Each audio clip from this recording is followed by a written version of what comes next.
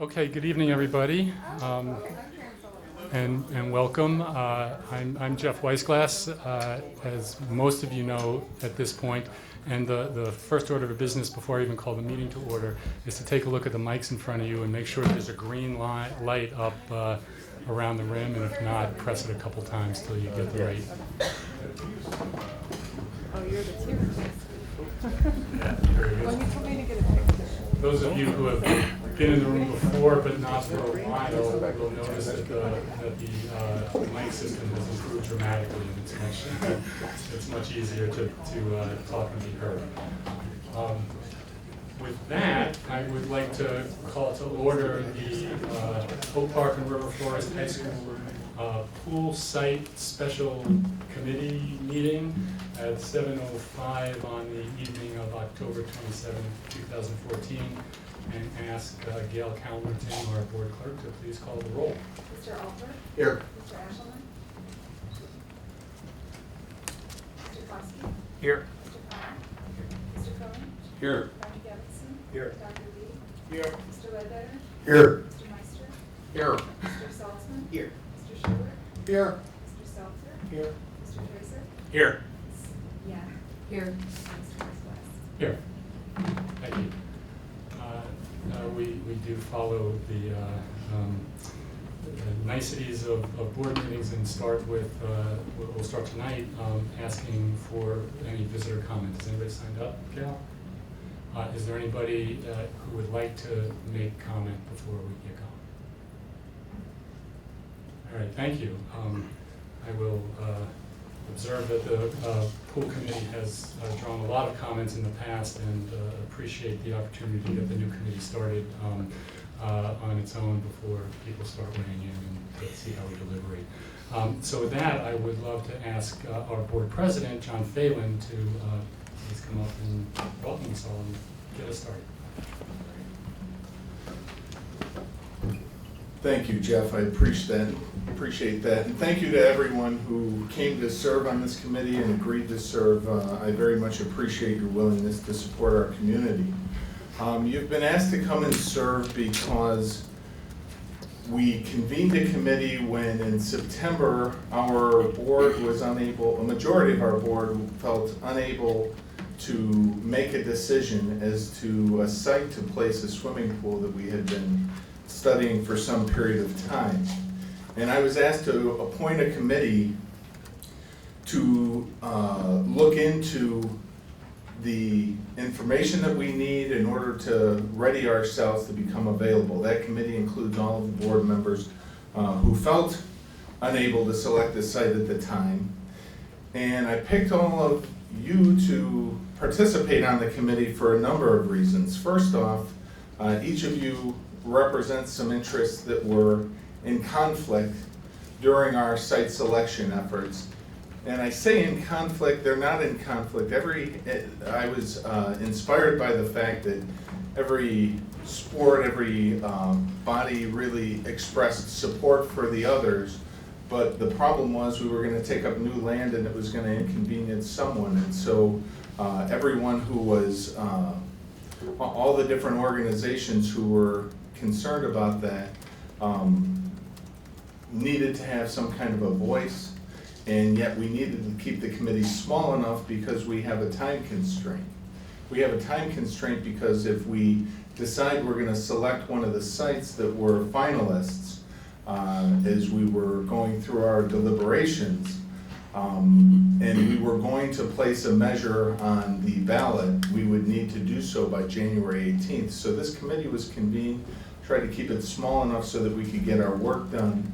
We're going to meet fairly intensely for several weeks, once a week, and hopefully be able to come to a determination as to whether we're going to select one of those sites by early December so that we can determine if and what measure we would put on the ballot, or if there's something else that you as a committee believe we, the district, need to do. I know there were a number of thoughts of other sites that were brought forward by board members, and I thought it was important to let the members of this committee representing various areas of the community share their thoughts as well as to what opportunities hadn't been considered.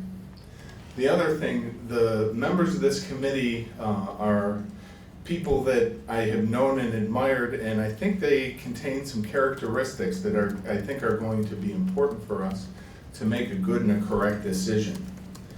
One of those is a willingness to delay gratification, and I think that is an issue of we would rather make the right decision than make a quick decision.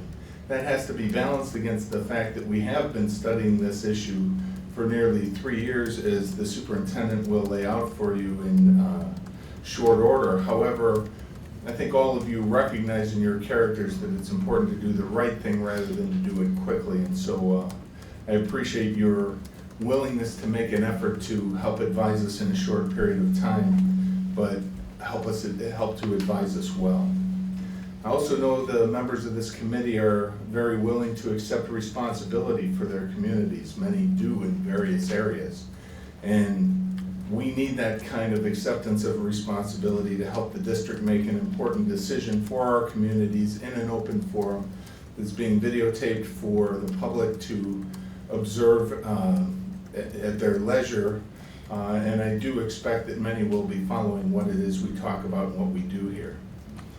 Also, I think all of you have a deep-seated commitment to the truth, to find out what the facts are about the options that are on the table and what other options are going to be addressed here in this committee and brought up by you, the committee members, and to consider all the facts, not just those that might support one particular agenda, but all of the facts that are available to help us make the decision that's right for our communities. And also, I think all of you are people who I know to seek balance. And balance is going to be very important. Balance after understanding all the perspectives that are represented around this table. From a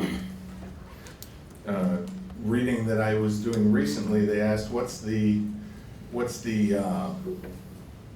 better position, what general, if you had two generals who had to commit a division to battle, who's going to make the better decision? The one that just thinks of people as numbers and sends them in, or the one that knows all the individuals who they're going to have to commit to battle? And it's the one who knows all the individuals. It's going to make the better decision, but it's going to be a harder decision for them to make because they understand the consequences to everyone as they make that decision. You're going to be asked to balance athletics and academics. You're going to be asked to balance the interests of several athletic teams. You're going to be asked to balance the desire for the type of excellent athletic facilities we need and academic facilities we need against the interests of our taxpayers and making sure they're not taxed more than is necessary. And to consider both the long and short-term interests of our districts, our taxpayers, our communities, and our students.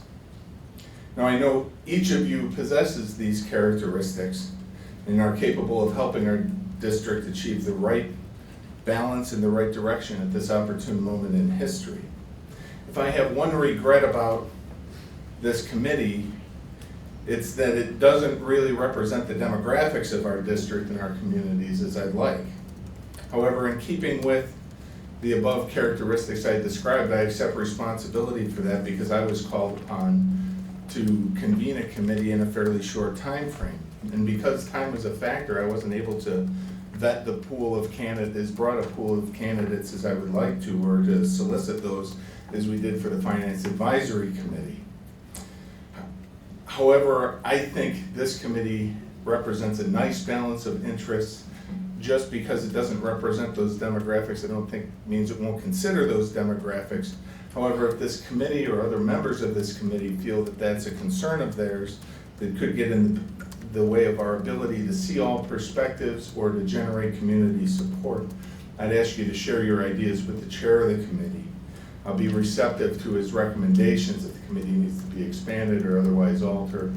But I'll tell you, I think this is an all-star committee, and each one of you was very carefully considered, and I think very highly of you and think you'll do a wonderful job.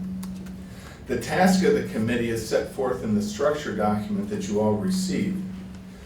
Make a recommendation to the board concerning what we need to build to replace our pools, where do we need to build it, what will it cost, and how will we pay for it? And some of that information is available, and depending on what direction you go, some of that information may need to be collected.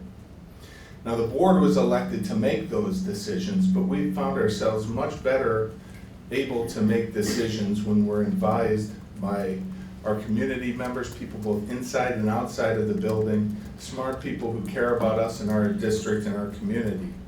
And we ask you to help us make that decision by making a very thoughtful recommendation. And finally, I want to thank each of the committee members for their willingness to serve in this role. I especially want to thank our chair, Jeff Weisglass, for his willingness to step up and lead us in yet another very important issue for our communities. I wish you all good luck, and I really look forward to watching these proceedings. Thank you, Jeff. John, thank you very much. I very much appreciate your leadership in convening this committee. And although I'm not sure I'm thrilled to be leading another committee, I appreciate your trust in me in trying to steer us to the decisions that you just described. And I am confident we're going to get there.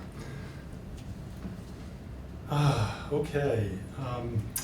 I think that what I'd like to do next is to have everybody on the committee introduce themselves. Again, it's a big committee, so we don't want to spend too much time, but if you could, we'll just go around, and if you could just say your name, obviously, whatever, go ahead, Paul. Any sort of formal role, formal or informal role you have that feels relevant to being here. And if you've had a history with the conversation, just very briefly state what that is. But again, let's not take more than a minute or so each if we can do that. And I'm going to just ask Chris to start, and we'll go over in the horseshoe. My name is Chris Ledbetter. I am a physical education teacher here for the last 16 years. I coach varsity football and baseball. Been involved, with the faculty here, and hopefully, can represent their interests as well. With my niece being a freshman here, I'm now it's a fifth generation of people in our family that live in Tenny Oak Park. So been in the community a long time. Our family's time. Great, wonderful, thank you. My name is Stephen Schuler, and I've lived in the community my whole life. I graduated from high school here way back in 1980, played football and basketball. I have a daughter that's a sophomore here, and a son that'll be a freshman next year. I also live over in the 300 block of Euclid, so I'm close to the high school, and when changes get made, like the lights and things like that, I'm a big fan of the lights. I haven't been involved with the discussion on the pools, but I've been having lots of discussions about the pools and been following it in the community papers, and so I'm excited to be asked by John to be part of this and try to help solve the problem we've had here. Wonderful, thank you very much. John Stelzer, I'm the athletic director here. I'm in my 11th year. I have been involved in the discussions for 3 years, and I am not an Oak Park graduate. Happy to be here. We'll try not to hold that against you. Todd Altenberg, Chief School Business Official, and this is my second year in the district, and I've been very heavily involved in the discussions of the swimming pool since I've been here. And for the record, I don't know how to swim, so I'm excited about what we come up with. Jill, would you like to introduce yourself? Gail Chalmers, board, going on my 22nd year. Oh, yes. Thank you. I'm Joe Connell. I'm a 20-year Oak Park resident. I've been talking about pools, I think, for 19 years. And I come to this conversation from perspective as a parent of 3 swimmers, 2 that have graduated from Oak Park River Forest. One is a freshman right now. They all swam from top, so they came up through using both Park District facilities and the Y facilities. And then professionally, I'm in the architectural and design community as well, so I speak that language. I'm Ralph Lee. I'm serving the last year of my second term on the board. Before that, I taught chemistry and physics here for 16 years, during which time, in addition to teaching, I crawled through all the steam tunnels. I know where all blind stairways lead. I know weird ways to get from one part of the building to another. When you're curious about buildings, you learn stuff that nobody needs to know.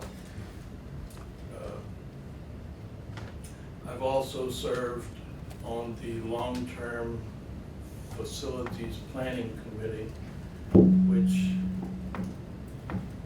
went into action after the first pool study was done.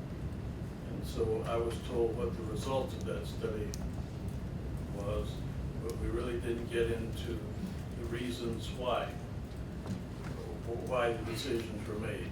And so I was one of the people who had many questions about, well, why were some of the old decisions thrown out, taken off the table? I would still say perhaps there were good reasons for taking them off the table, but we didn't have access to that. And that's why I felt we need to take a deeper look. Great, thank you, Ralph. So I'll take a turn here. I'm Jeff Weisglass. I did not grow up in the community, but I've lived here for 21 years, and that whole 21 years has been 2 doors away from the school over on East Avenue.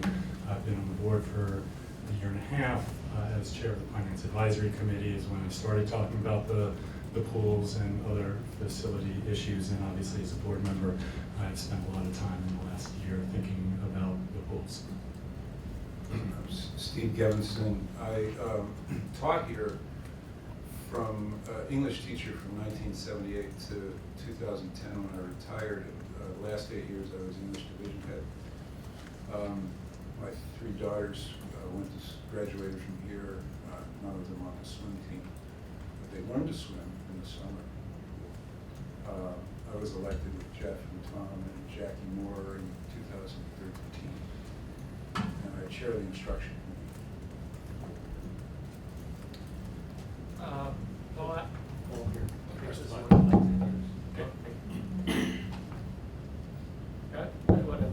Paul Asherman, let's see, where do I start? I actually was on the Building and Grounds Committee here at the high school probably 10 years ago when we did the mall out back. And so I'm fairly familiar with some of the things that Ralph referred to as far as infrastructure related to the school. I'm also on the park board. We built a few facilities in the community in the last couple of years, namely a couple of pools and gymnastics center. I also, previous to that, I served 8 years or more on the Parking and Transportation Committee for the village.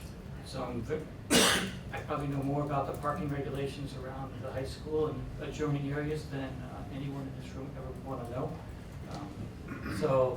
And I do have a daughter here who's a junior. She swam for 2 years. She didn't swim this year, but she'll play soccer in the spring. And I have a son who will be hopefully coming here in next year. I think that's it. And I'm very active with all the youth sports programs, both AYSO and Oak Park Youth Baseball. Thank you. My name is Tom Kofsky. I am a board member, as Jeff and Steve elected a year and a half ago. I am the chair of the Finance Committee, and I am a parent of 5, 3 graduates and 2 current students, none of whom are swim team members, but all who have swam. And I swim. I can swim. And I want to get you in the pool. Duly noted, Mr. I was a member of the ad hoc committee that existed meeting this summer to really deliberate about some of the locations that are really on the table, and that was really my introduction to this. And I want to challenge Paul to know as much about parking as we can. We're glad you're here. Good evening, my name is Kathy Yen. I've been in the community for 20 years. My husband and I live in South Oak Park, which is often worth noting. We have a son at the high school now. My daughter just graduated. Between them, they have played 4 sports, and my daughter's pursuing dance. None of them swam, though. I just finished a 2-year term as president of the Booster Club. Professionally, I'm head of the Chamber of Commerce for Oak Park and River Forest. As such, I am on both Oak Park and River Forest economic development groups, and very interested in how this all plays out. I'm Adam Salzman. I serve on the Village Board of Trustees. I was elected in 2011. And while I am certainly not speaking on behalf of my board throughout this process, I feel fairly comfortable in saying that our board followed your Finance Advisory Committee discussions with great interest, and we were very impressed with the way those issues were dealt with. So I'm sure we'll see a repeat of that performance this time. No pressure. And I have 2 daughters. I have a 2nd grader who is actually becoming a very good swimmer, and a preschooler who is still in floaties.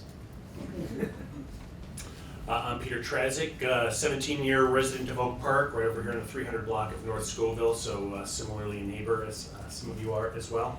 I have a senior, a freshman, and a 7th grader who will be here eventually. None of them in the swimming program, but all learn to swim in the pool.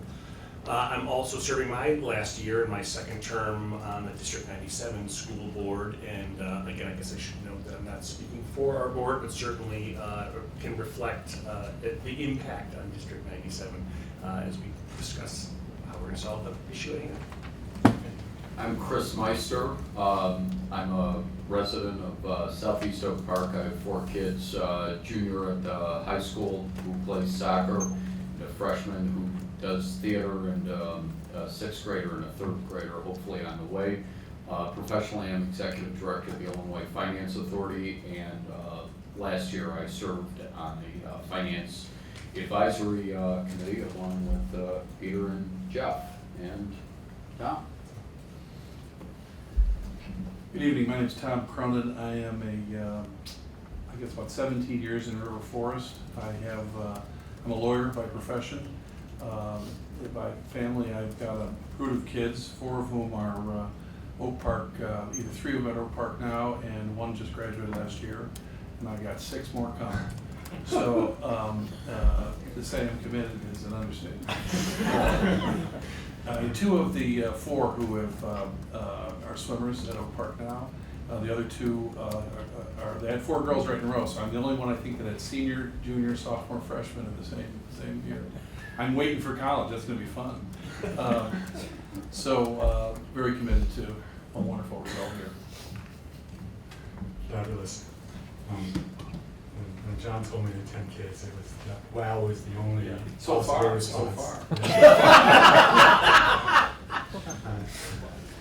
Thank you all. I'll take the chair's privilege to amend my comments to mention my kids because I forgot them. I have 3 sons, 2 of whom have graduated OPRF and 1 who's a current junior. None of them in the swim program. 1 of them played freshman soccer. Other than that, they're all theater and performing arts kids. So a few observations about the committee from where I stand. One is that it is large, and so our challenge to make these conversations work well will be one that I'll do my best to manage. And also just echoing John's comments about the demographic makeup of the group, it is something that I'm concerned about, and I'm not really sure where we should go. I take my own share of responsibility as I saw it taking shape. I sort of noticed, we talked about there were a few women in particular we talked about at some points, and then just a couple turns got made, and then suddenly we were a week away from starting the committee's work, and we approved the roster. And then as it started to get closer to coming here tonight, I just started to feel like, frankly, in Oak Park in 2014 to have a committee that is disproportionate is of real concern to me. So I would, if anybody has any anything they'd like to say now, I'll open the floor for a couple of minutes on that issue. Otherwise, I'd be happy to have private conversations during the course of this week and see if we should make some adjustments. One possibility is just to add a couple chairs. We can squeeze in a couple more people around the table. It would help a little bit. We absolutely are convinced that the people at this table are a great group of people to have this conversation, but the demographic challenge is real. So anybody want to weigh in on that? It's really open to any thoughts. I just second, I expressed that same concern over the weekend related to the demographic mix. So, I don't know, I don't have any suggestions on how to adjust it. Right, I didn't ask anybody to think about that much in advance, but. Can I ask a question? Would there be any restriction or problem with adding some additional folks to, if capable people were available? Would that be a problem in any? There's certainly no legal reason, and I think it makes a lot of sense to do. I would echo what you said. Just at the front end, what we certainly want, and it's like one of these things. We're kind of all in the original position now. We don't know what the result will be, but presumably we're all invested in getting a result that we defend and we believe in, and so forth. And so if somebody like the chair has identified a concern at the front end, I think it would be wise to follow it. Thank you, Tom. Any other thoughts, Adam? Other than Paul, I wonder if somebody from Park District staff, like Jan Arnold, might be somebody to reach out to, for example. It seems that might be somebody with a lot to contribute. What do you think? I wouldn't, I could ask Jan. I think it would be nice to have someone who's had some involvement with the administration and management of pools, certainly. So whether it's the Park District or the YMCA or even someone from Fenwick perhaps. I have no idea what their operating staff model is, but that would certainly be something that might be handy to look at. So I check with Jan. You can also check with staff that are residents of the community. I'd like to make a comment. I'd like you to consider the fact that there are certain kinds of damage that cannot be undone.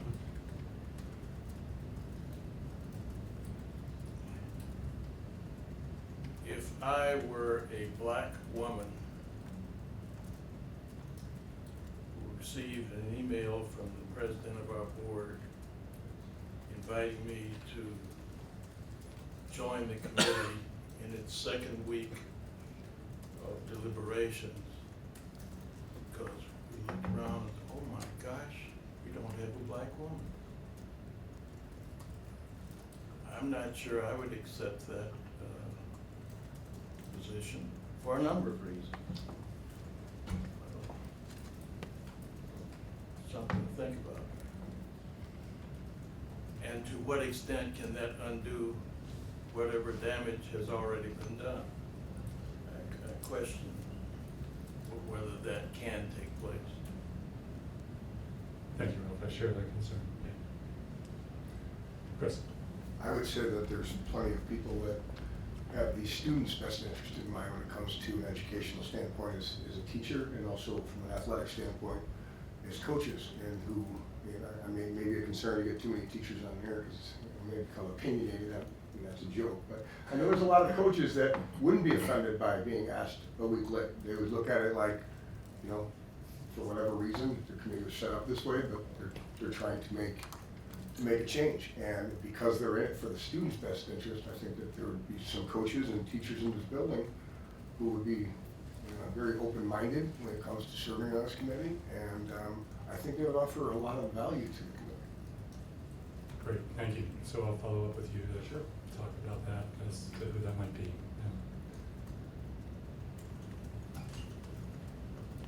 Any other thoughts?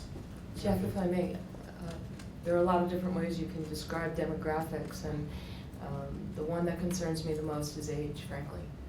We're probably all within about 10 years of each other. And to the extent we are talking about things that imply fiscal responsibility, long-term things that could last 50 years. I don't expect to be here in 50 years paying for it. And it might be interesting, if we don't have representation, at least to have a commitment to bring in the thoughts of those younger families who are coming into town to Oak Park or River Forest, and really get a sense of their view of taxes and schooling and athletics and fields and things that might matter more. I guess Adam actually does have the younger children, but to the younger families, not just those of us who all have kids in high school right now. That's good. That's helpful. Thank you. This is great input, everybody. Really helpful. To Kathy's point, from the park district, one of the comments we hear back regularly is the senior population. I know that that's not the intention of the pool, but or maybe it is. I'm not saying, but that demographic is not represented either.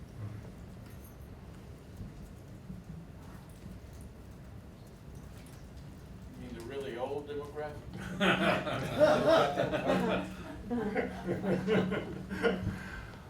Okay, thank you, everybody. That's very helpful, and I'll give that some thought and reach out to some of you to pursue it a little bit further. I do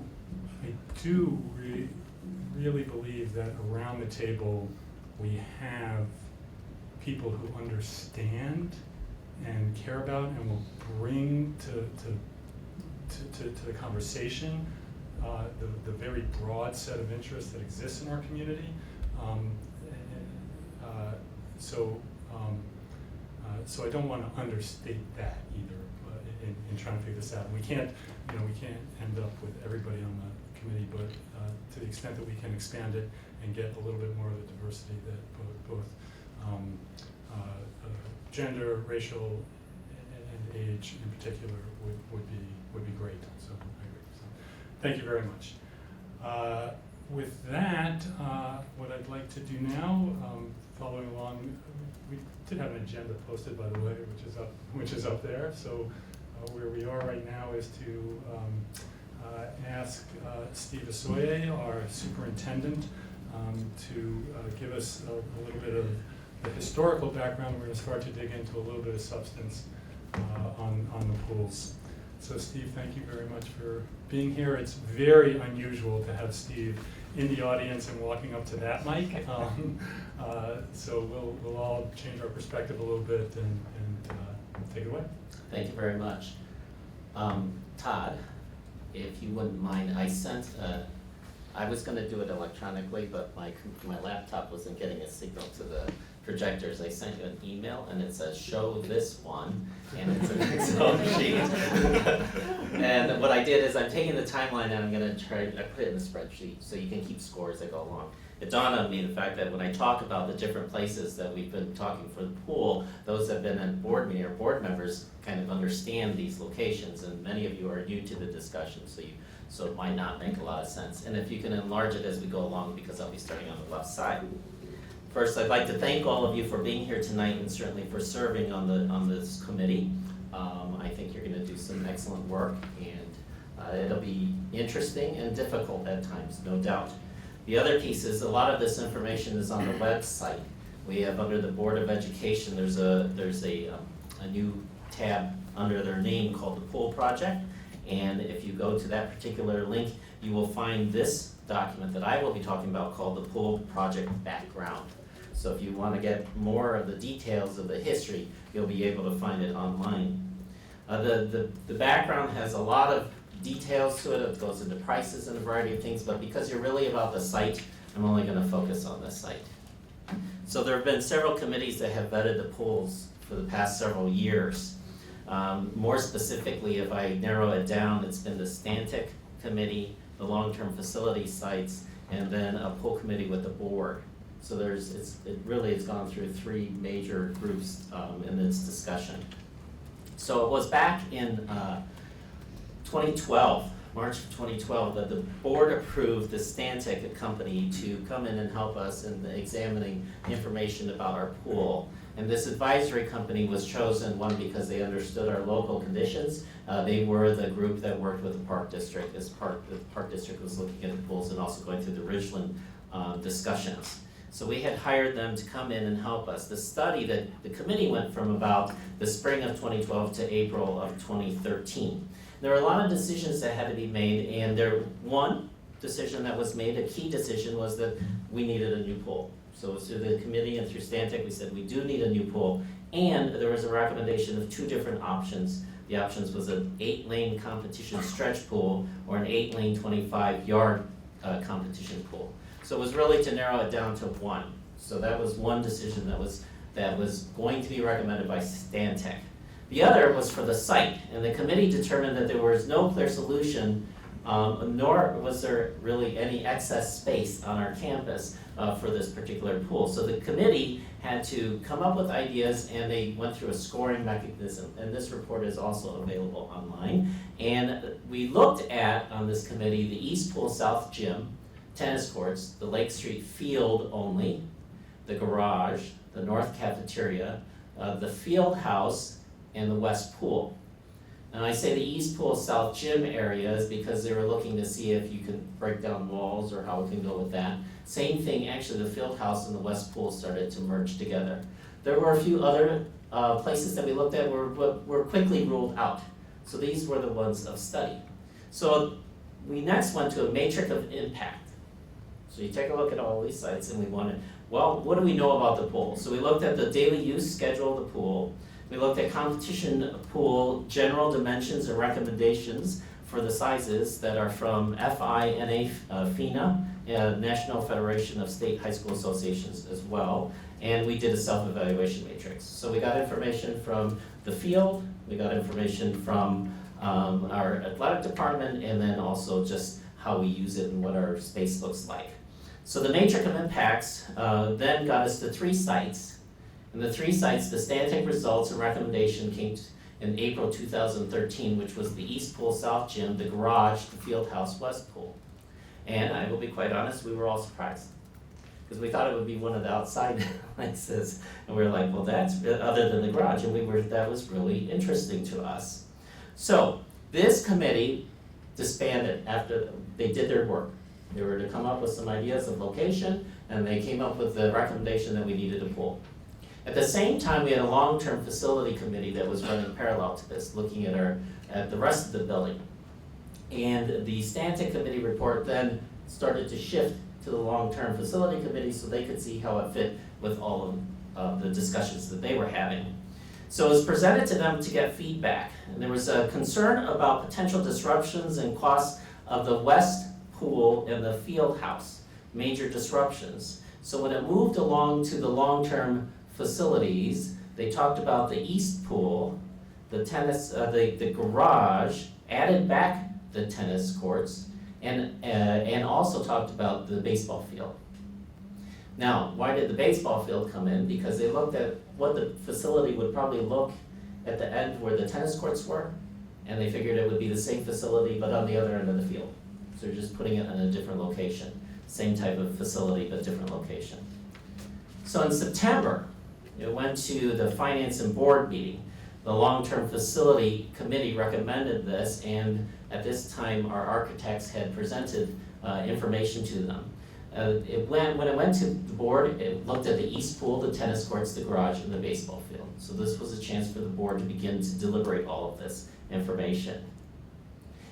From here, the board said, send it back to committee.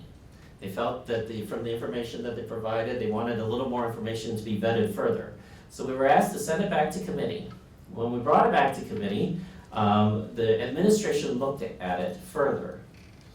And it came back with the tennis courts, the garage, and the baseball field. The east pool was removed because it was determined that that would be quite disruptive to our program. That would go into the athletic, the AD offices, girls' locker rooms, PE offices, and then, not only that, that was if you go out. If you go up, you start talking about the weight room, you start talking about the wrestling room, and if it even has to go further, you start talking about the 3rd floor, where you start getting into some gyms. So we thought it was too disruptive, so November came back with the tennis courts, the garage, and the baseball field. Remember, this is now 2013. So, at the December board meeting, there was a feasibility study approval. So the board said, all right, let's see if this works. Now we have to go to the next layer of detail. It's great that you could look at all the sites, and you could talk about it and find a place where you might put the pool. Now let's do a little more further in-depth study, see if it could actually be built there.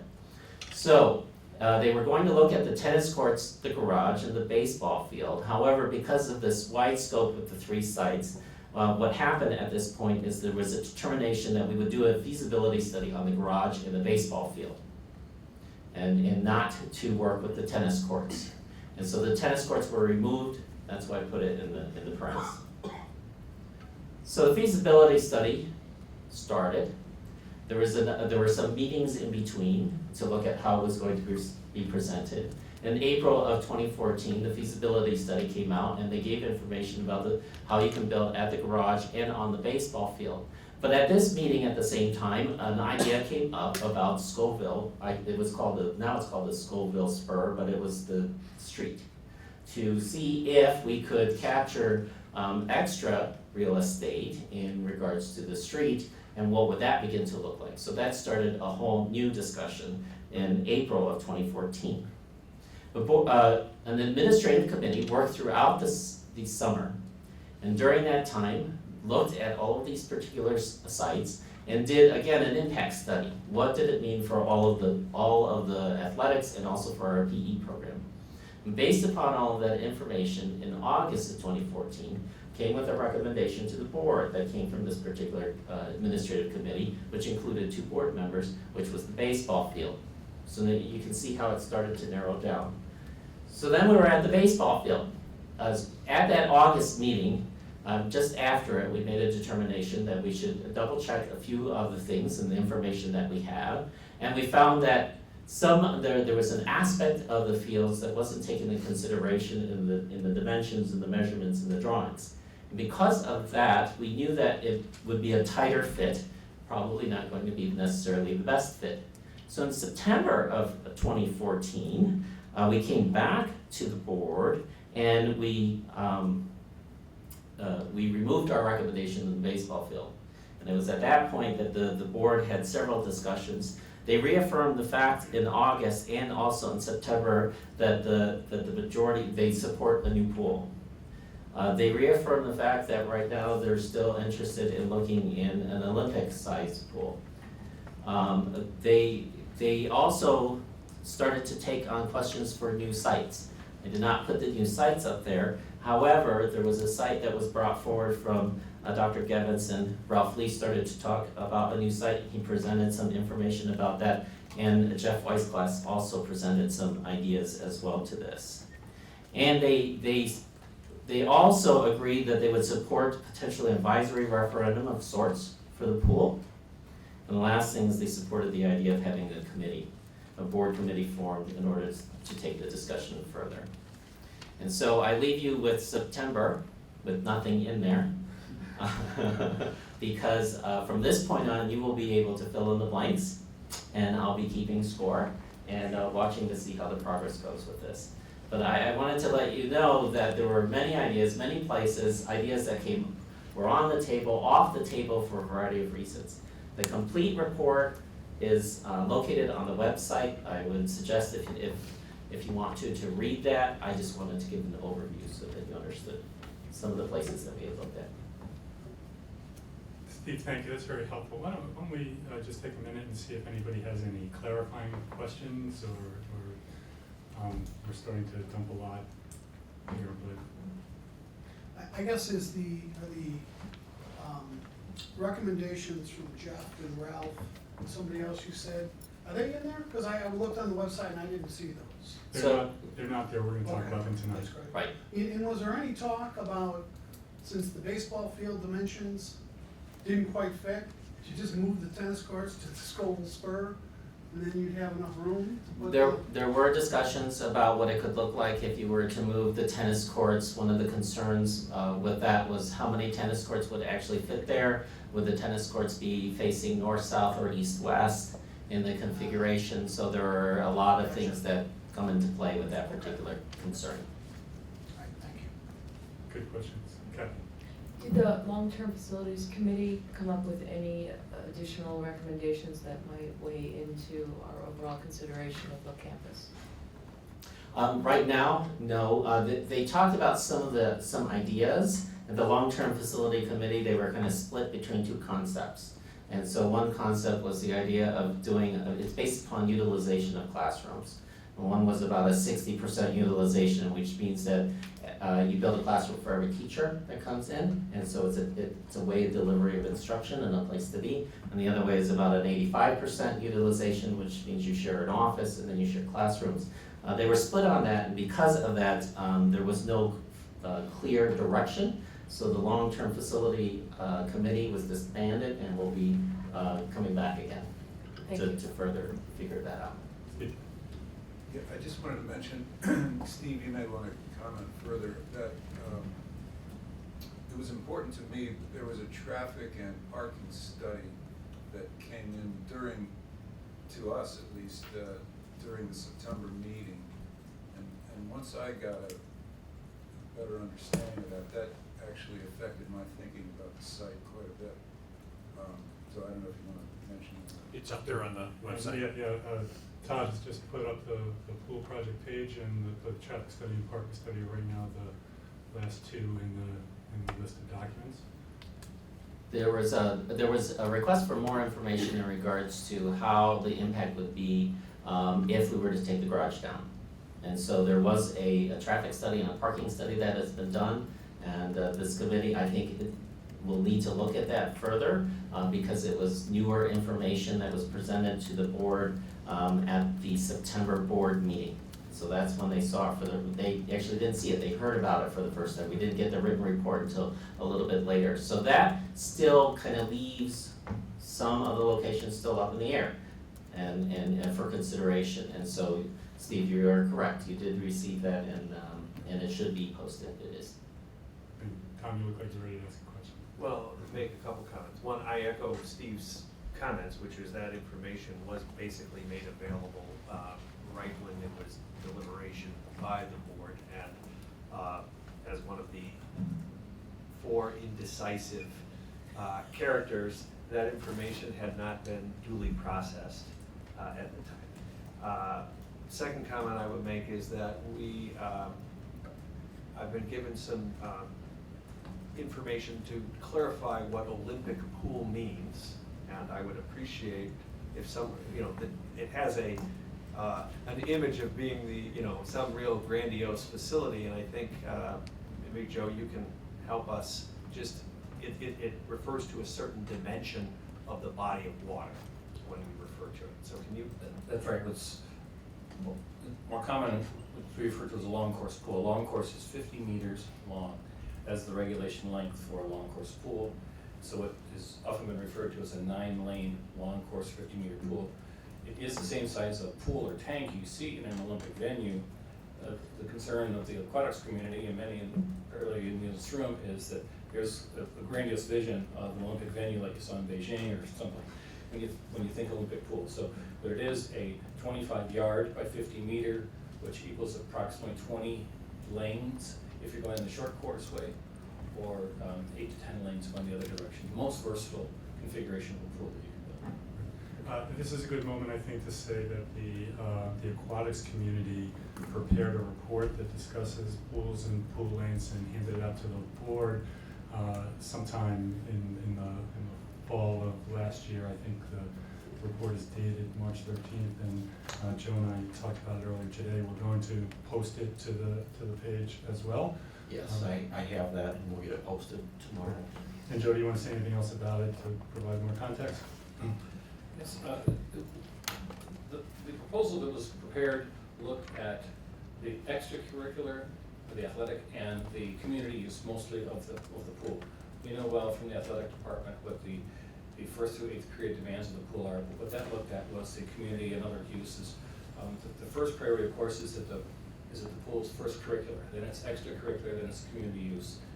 Because it's such a big investment, community use and offsetting expenses is something that's proposal started to address, looking at both revenue options, the dues and community use, and being able to leverage that investment in a number of different models. So there's about, I don't know, it's a 20 or 30-page report that looks at different uses, configurations, and does some benchmarking across the greater Chicago area for similar school pools and school sizes.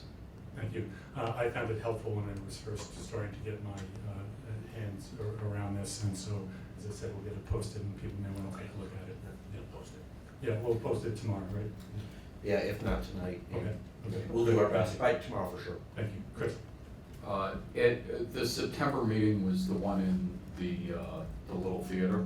We had a couple of them in the Little Theater, but Yes. the last one, Yes. yes. Yeah. So, one of the items that Ralph raised, in I think the September meeting, was the cost of the removal of the 2 existing pools. That's true. Is that covered in any of the documents that are posted or will be posted or in any of the studies? That's a good question. I'm not sure if it's posted, but one of the things we'll be talking about later is what other information we need, and so that's a good one to make a note on right now to make sure we get you what we know about that, and ask if there's anything else we can learn. Steve, I had one, somebody's got to keep a scorecard here, right? Steve, I had one question, is that when you talk about the decisions on both the East Pool and the West Pool, about them being too disruptive, there's always a question about whether that means in the short term or in the long term. Were those decisions made because during the construction period they would be too disruptive, or that they would be permanently disruptive? I think there were 2 things that came across when we were looking at it, especially at the Stantec. We understood that we were looking to build a pool, and at the long-term facility, they understood that we were looking to build a pool. We weren't looking to do a whole bunch of other things other than build a pool. So we understood that, 1, it would be disruptive to our programs as soon as you start breaking walls down. So we understood that particular part, and that was a concern. And the other piece was that there would be additional costs because now you're breaking into other parts of the facilities. And both of the committees really looked at it from the standpoint of looking only at the pool. So there were a couple things, there were a few levers that were involved in that decision. Great, thank you. Okay, let's try to wrap this up, so let's just take 2 more and then we'll move forward. Sir, was it ever looked at, when they were looking at the 2 existing pools and maybe turning them to see if it could be done, was it ever looked at the cost savings of aging facilities that are already there, whether it be gyms or locker rooms around those, that by putting the pool and changing that would address a problem that obviously is going to cost taxpayer money down the road 5 years from now if we have to redo locker rooms or facilities like that? Was that ever looked at or no? No. Okay. Not yet. And just one last thing, Good. maybe 2. 1, I agree with that comment, and also the field house has gotten awful old as well. At some point in time, we're going to need to address that. And so I don't know if we look at a bigger picture than just the pool, and if we can do that, or recommend that somebody else should do that. And the other thing is, even though I went to school here and been in some of those pools, is it possible to, at some point in time, get a chance to walk through the field house, the pools, and so I can, for myself, paint a better picture of if we were looking inside the building, what that would mean? And when Steve talks about the disruption and whatnot, I can wrap, the board members here can wrap their minds around that a little better? I would love to do that. Steve, Todd, and I, when we were planning for this meeting, actually talked about that possibility and thought that perhaps before next week's meeting, maybe arrange a tour at 6:30 or something like that, so we can do a walkthrough. We'll talk about the Open Meetings Act in a couple minutes. If we all show up, we probably have to do it in 2 different groups, but I think that definitely can be scheduled, yeah. I think that's absolutely essential. I agree. And is it possible to schedule it when they're actually in use? The dynamic of a pool when it's in the middle of a swim meet is extremely different than the dynamic of an empty pool. Okay, well, let's So I do don't it. know if that, Yeah. it's almost over, Yeah. I'm sure, but. If there are 6:30 a.m. people who want to meet then, we could do that. I can get here. We will look at the schedule. We'll make a couple suggestions. We'll give a couple different opportunities for people to come by and do it over the next week. In such a tour, I think we have to keep in mind not just looking at the area where the swimming and the running around the pool takes place. You also, pools take up space below. Pools take up space above. Our pools involve not only the first floor that we're most aware of, but the second floor and the third floor. And those aspects of it count. Better schedule it for 45 minutes, not 30 minutes. And the mechanicals. Yeah, the mechanicals, I think that's part of what it was. John, did you have something you wanted to add now? I just wanted to follow up on your question to Steve regarding the long-term versus short-term Yeah. disruptions. And I think it is both.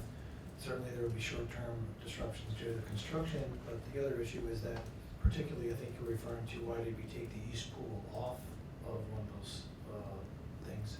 And that was due to number one, disruptions, long-term and short-term, and secondly, because it was not going to give us, as Joe detailed, a long course pool. We did not have enough space to do a long course pool in that particular area. Okay, so that's something to also make sure that we're clear about.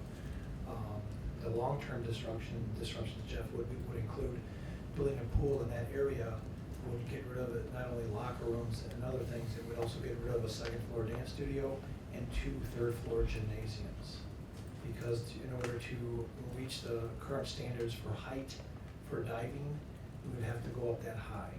Okay, so those are the long-term disruptions. In addition, everyone knew about the short-term problems. The long-term is that you were going to lose additional facilities by putting in that current East Pool site. In the East Pool site. Okay, thank you. Question, did what you were just describing take into account not only the necessity for raising the height of the area needed, but alternatively simply digging deeper into the ground, creating. That certainly was part of it as well, although that particular part of the building already has pretty much a full basement as well. But that was, yeah, I think it's all part of it. It's an old area.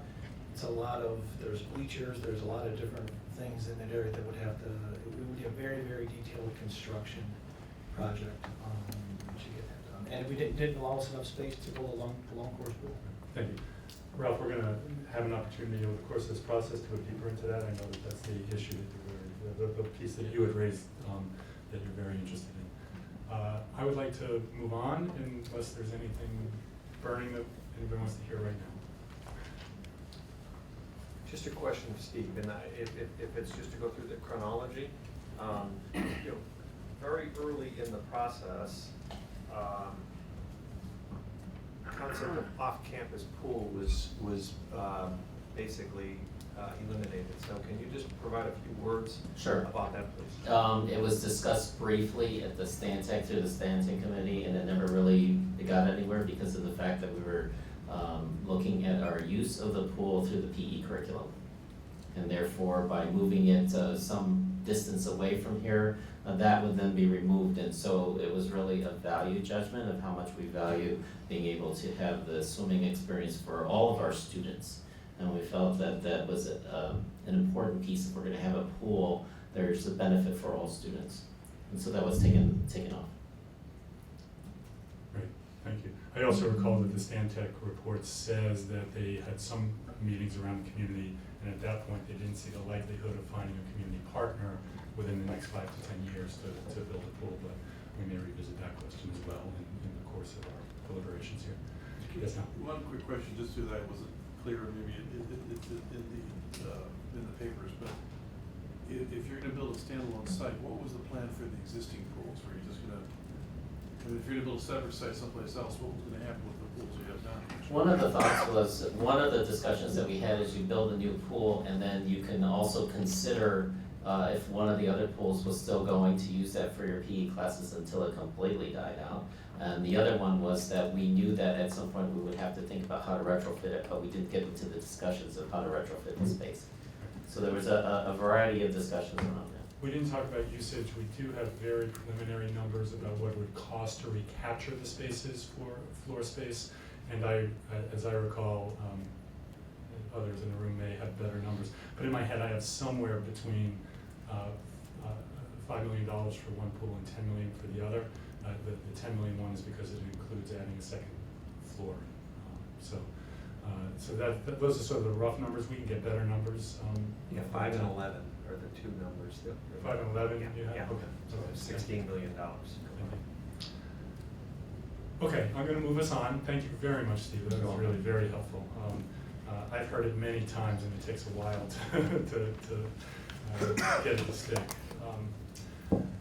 Todd, if you could put up my slides next. I sent you 2 files. This one is called Committee Charge and Session Plans.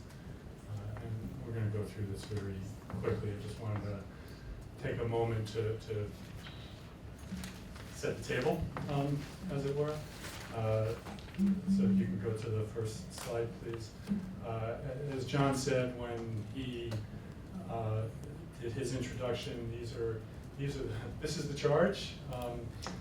It's fairly broad. We have flexibility. The goal in my mind is to figure out what we should do now, right? And how we should proceed. So what and where and how much it will cost are vital. And we hopefully will get to the question at the end. The how we pay for it is a question around fund balance and the matching and bonding or other, if there are outside financing sources that we also want to think about. But this is, the real goal is to get a single direction, to give the board a single direction. We're being asked to do that quickly. So, by December 8th, if we can settle on a direction, we don't know exactly what that's going to look like.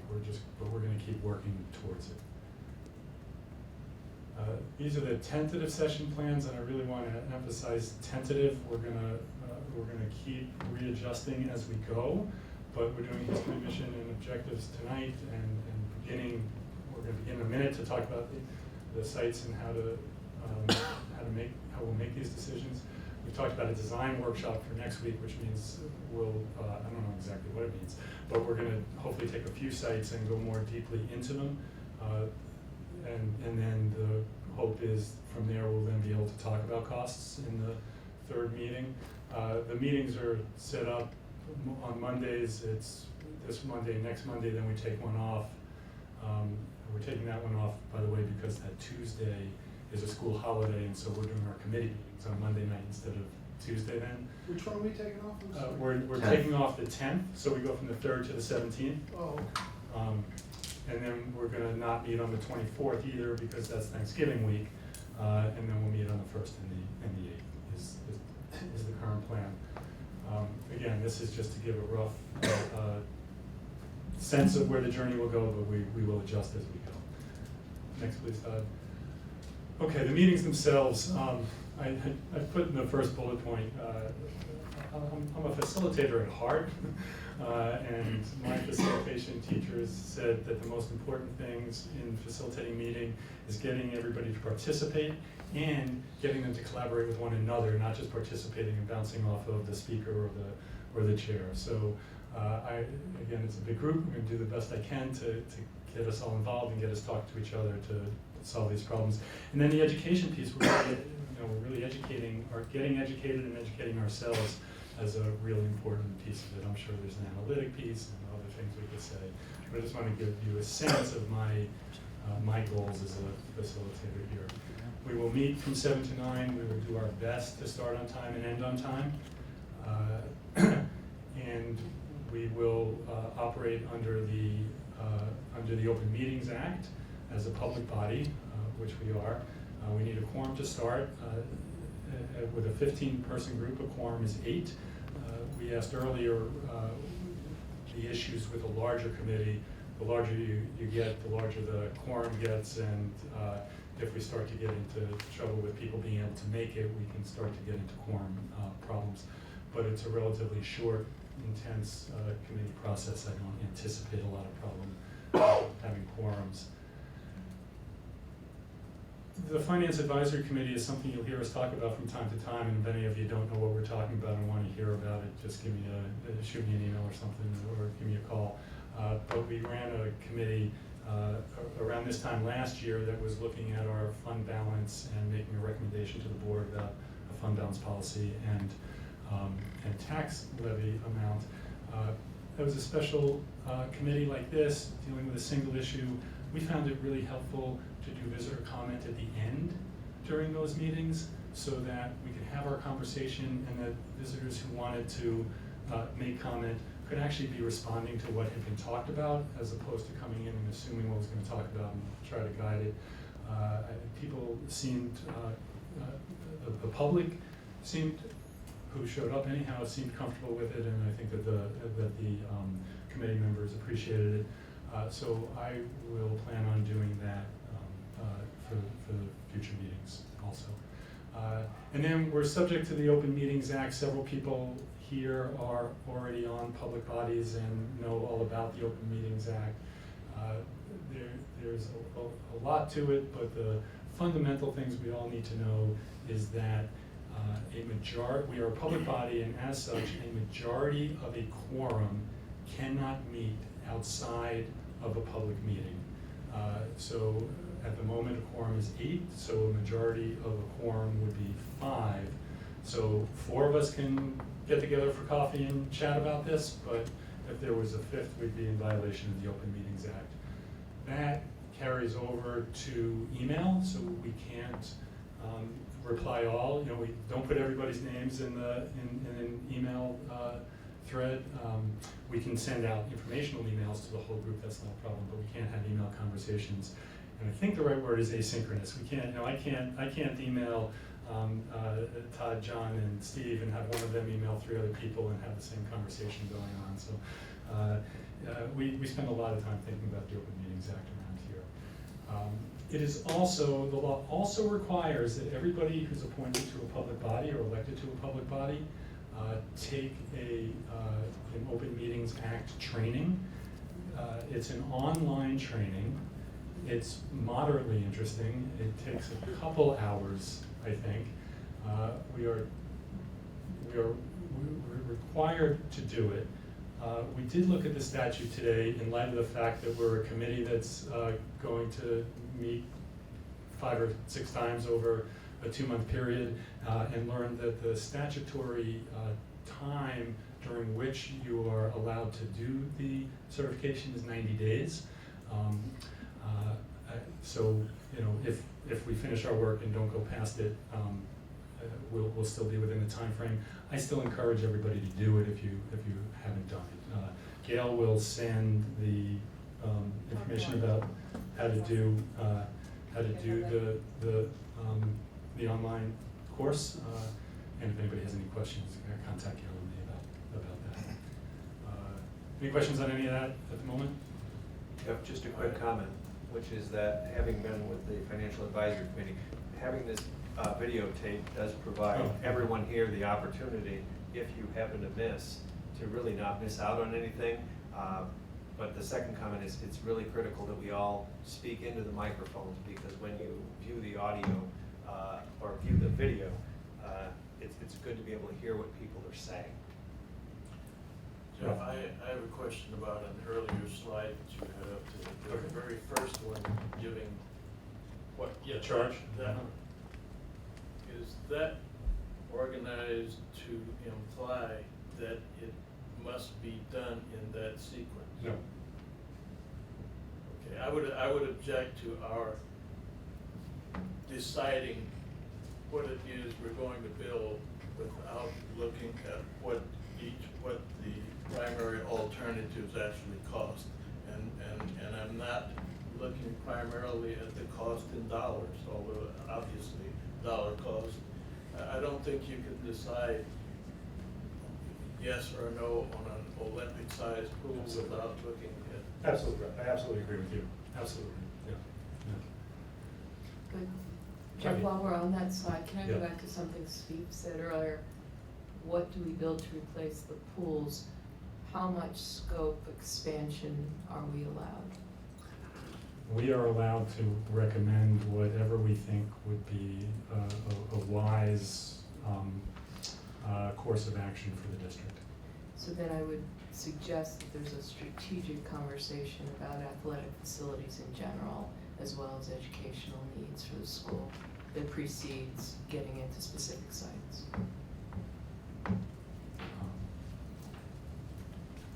Can you say more about what the? Steve's comment, the field house is aging, today it's the pool, in 2 years it'll be something else, in 3 years it'll be something else. And sometimes in our broader community, and I don't mean District 200 at all, I mean all of Oak Park River Forest, we are great problem solvers and we tackle little problems one at a time. There might be a larger problem here which says the pool is a part of our athletic facilities, all of which are dwindling and in need of repair and possible replacement. And it's a lot cheaper to do it all at once than to do the pool today, in the wrestling room tomorrow, in the baseball fields, and on and on and on. So my question to Dr. Soya about the long-term facilities plan really bespeaks my concern that we actually don't seem to have one. And that's a huge issue. So is there a way to build more classrooms to address many issues at once? And the pool is certainly the reason we're here and part of it and part of the solution, but it's certainly not the only issue we have from a facilities perspective. Yeah, I appreciate your articulation there, Kathy, of what I was trying to get at. Is there a bigger picture we should be looking at than just the pools? And I think you said it very well. Agree. To the best of my knowledge, right now is the first time such an approach has been articulated.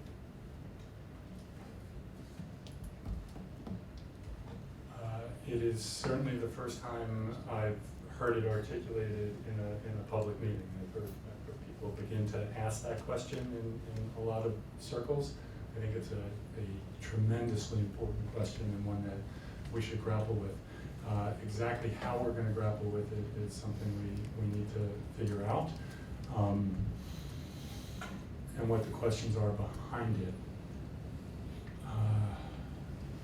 Just trying to decide whether I should change course a little bit right now or not, and I think not, because I think I'd like to spend a few minutes just summarizing the sites themselves that have been discussed, see what's on the table, have a brief conversation about what the 3 board members had suggested adding, and then come back to that, just so that we finish the grounding. But I think that we will have plenty of time tonight and in the future. Can I just ask one? Oh, It's a very brief question, and maybe it's already posted. Is the District 200's capital improvement plan, 5-10-year capital improvement plan, posted amongst our documents? Do we have such a document? We have no such document. We have a document, but it's not posted. It's not posted. Is it something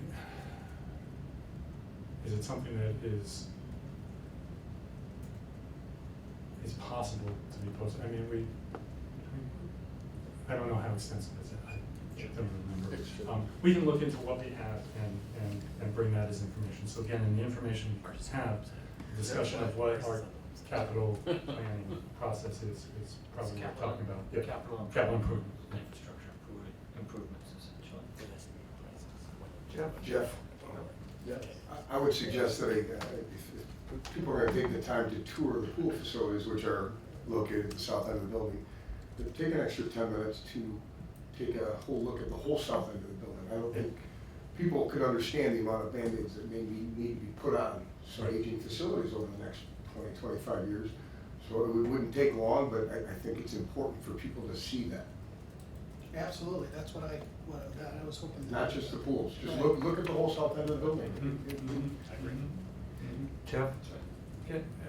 The discussion that was just had about the long-term facilities, and you made the comment of whether that discussion has been had, at least Mike, when we met to vote on whether we should choose a site, one of the discussion points was, it was a statement was made that the pool decision needed to be made as the first step in the cog, as that was one perspective that was raised. So in my opinion, that discussion was brought forth, but it wasn't conclusive. So there was that point raised, and there was not, obviously not consensus on that based on the outcome of that vote. I agree with that, and I agree that looking at the full south end of the building and a larger plan could help us get out of the stuck place we were with the long-term facility plan. So it is definitely worth talking about. I'm going to put up a slide and then we're going to decide what to do with it. Todd, my initial site discussion overview. Hey, Jeff? Yes. Just to clarify, I mean, we're talking about the south end of the building, which is the field house, and that was built in 1927?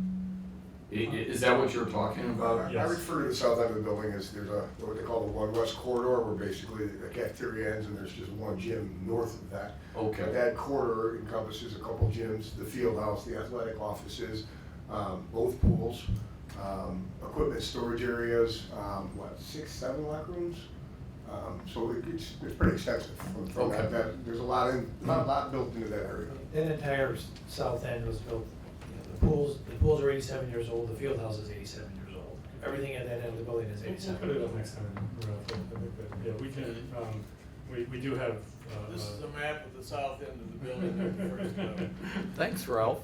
It's in the materials, and you can actually blow it up and print it so you get just that corridor cell. Okay. So I'm going to,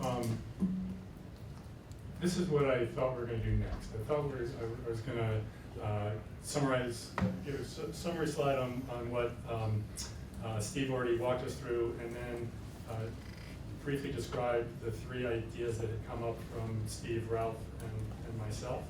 I may ask us to just describe them and not go too deeply into them, and then move into the questions around the longer-term facility and how we would proceed with that question, because it feels like there's a lot of energy in the room to proceed with that question. I want to see if there's anything else that we also need to do first. So quickly to the next slide, please.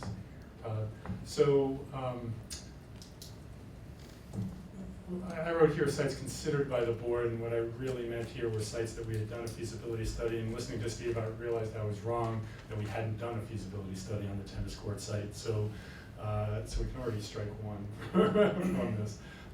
But it was the garage site, the Lake Street field site, and then the baseball field site with the idea of relocating the tennis courts.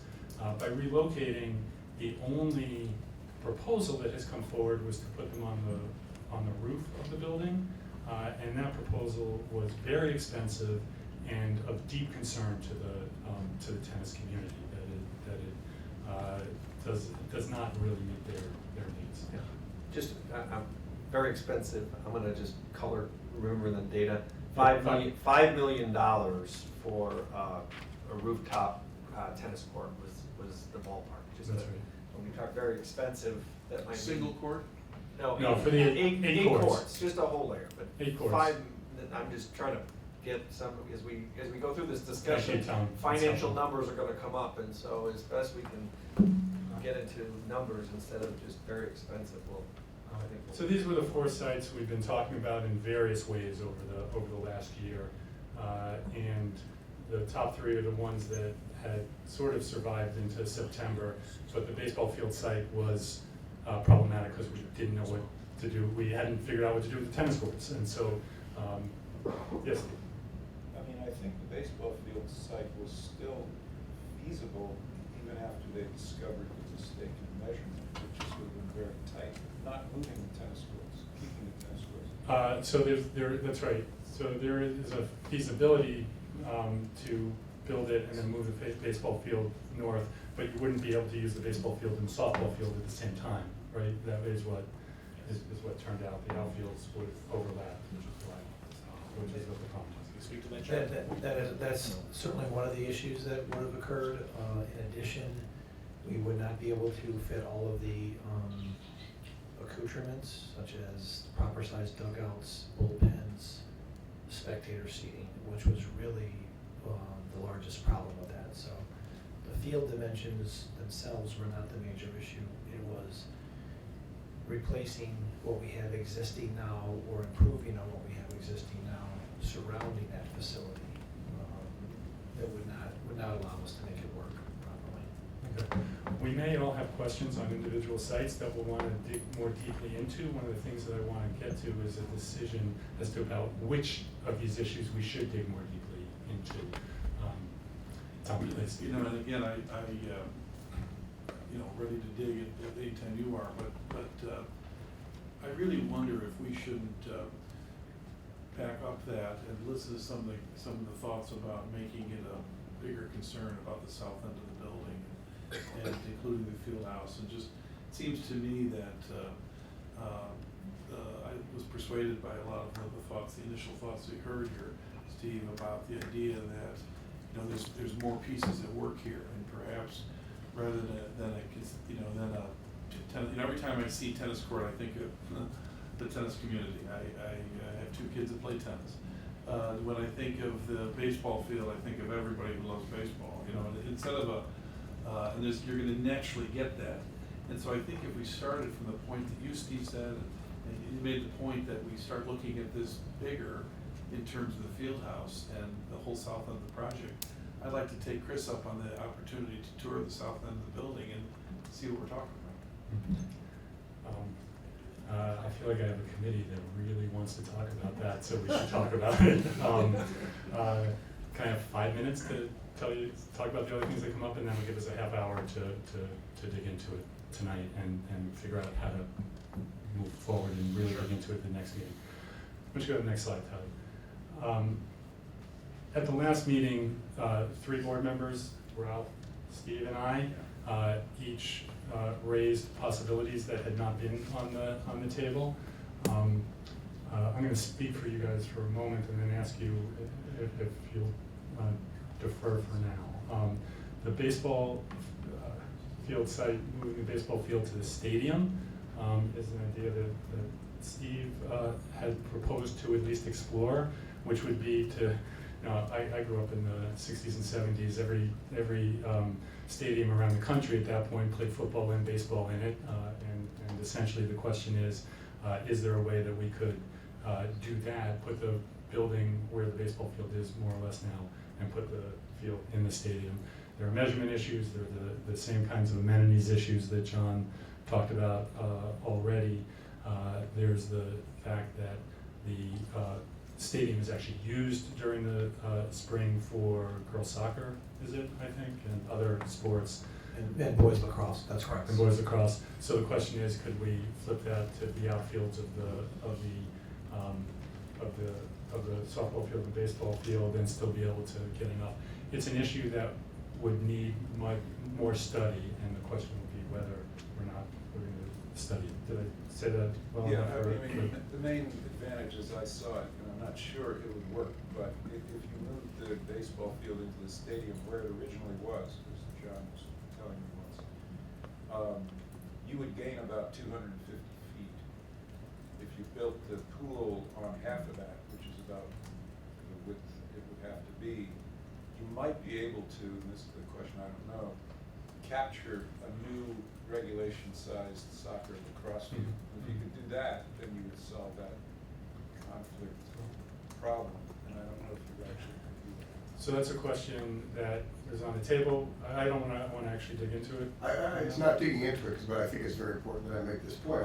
I am the head baseball coach here, and there's been 6 or 7 committees that everyone recommended the baseball side. Not one person on the board had ever heard from me, because I also am a teacher here, and I'm all for doing what's best. And like I said, it was always leaking out. Wasn't supposed to, information wasn't leaking out, but I always kept hearing, they're talking about the baseball field again. Okay, if they're talking about the baseball field, we'll move down. Okay, then I found out that it didn't fit. But I think it's important to address the football stadium side. Yes, at one point was that the baseball and the football field? Yes. Did they have pitching mounds back then? No, because that flat crowd. There's probably a reason that there's no baseball combo football facility, because it can't be done. You would have to put a mound in that gets taken. And you said back, 20 years ago, yeah, it was Candlestick Park a football and baseball venue? Yes. They professionally would remove a pitcher's mound. It was not turf. It was a dirt field with grass. Now we have a turf field. So we're trying to compare what was done many years ago before they had turf fields, before they had pitching mounds. And often, pitching mounds because it's so sacred. Infields are so sacred typically. Other than San Diego, how many of those infields were actually on the football playing surface? Right. So I think it's, not, like I said, I'm willing to go where the baseball field has to go. I understand. But that spot is, I just don't think that. Okay, so we have a questionable work and a strong doubter. I wouldn't really want to be the only one in the country. There'd be a reason for that. Right, I agree. As a committee, we'll just have to decide whether it's worth looking further into or not. It sounds like it's not likely. Ralph, I just want to say that the second one that came up at the meeting was the question of getting more information essentially about the reconfiguring of the pools, and you've already talked about possibly going deeper and whether there's a way to do it. It feels to me like that conversation will become part of the conversation of look at the entire south end of the building. So are you comfortable if we defer conversation about that right now, or would you like to say a few words about it? I'm reluctant because I'm not sure what deferring it means, because you can defer stuff out of existence. And I'm not sure that reconfiguring the current pools means the same thing to any two people. To some, it might suggest repairing. Ralph, I'm trying to manage time. Can you describe in 2 minutes or less what it is that you would like us to look at? I would like to learn the specific meaning of the statements. You cannot use the east pool, the east pool and the south gym because it's too expensive compared to what? How many millions of dollars are we talking? Everything is extremely expensive. Were cost estimates made?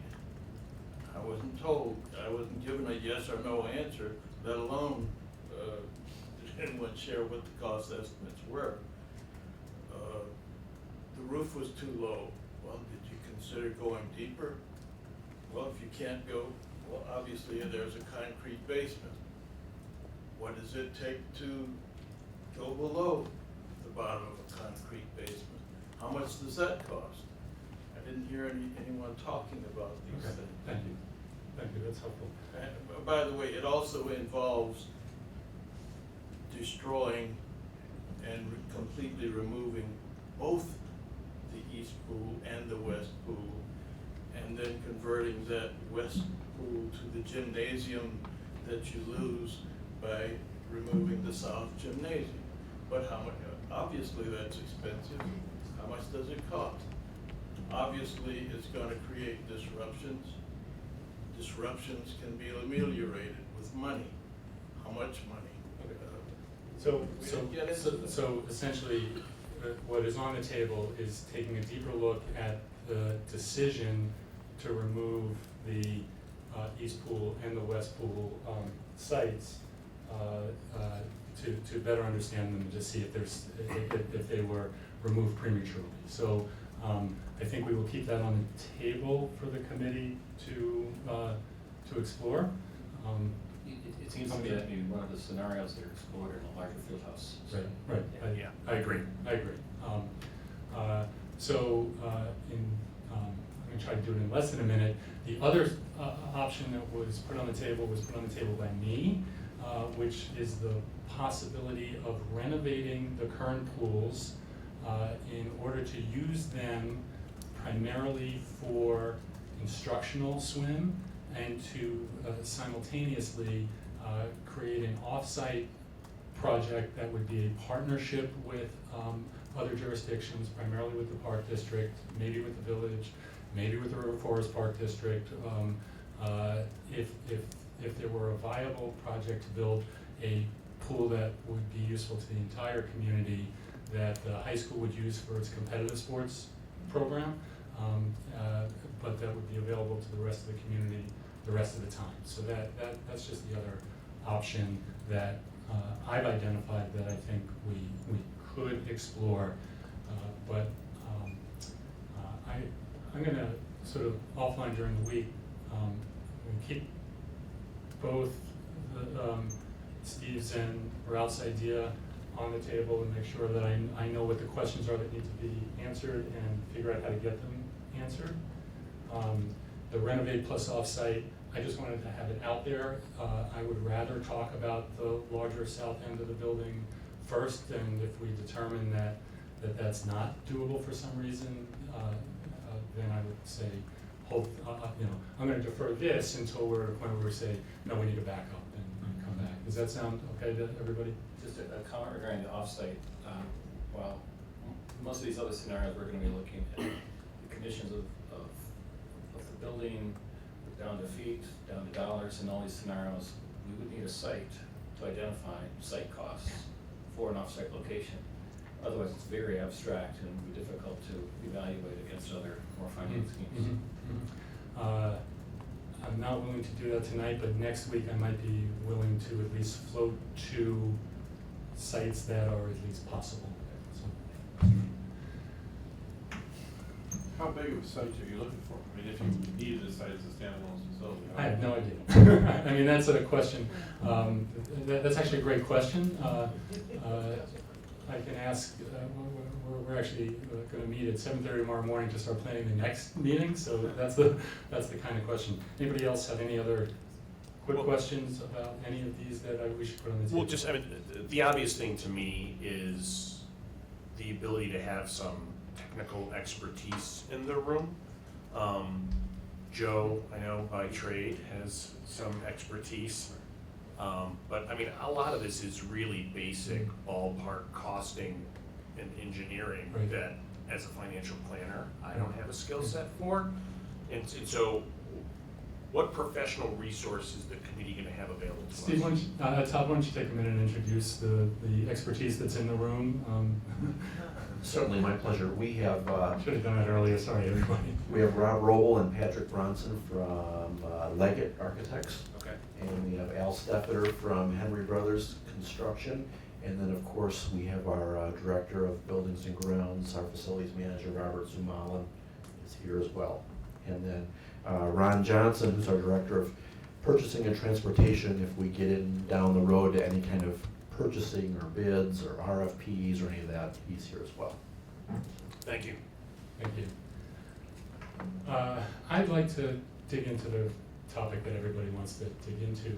I'm not quite sure what the first question even is, so I'm gonna just open it to the floor for people to talk about what their vision is and what your questions are. Well, to me, my concern that I want to voice right off the bat is that I think we can have project scope creep in terms of athletic facilities.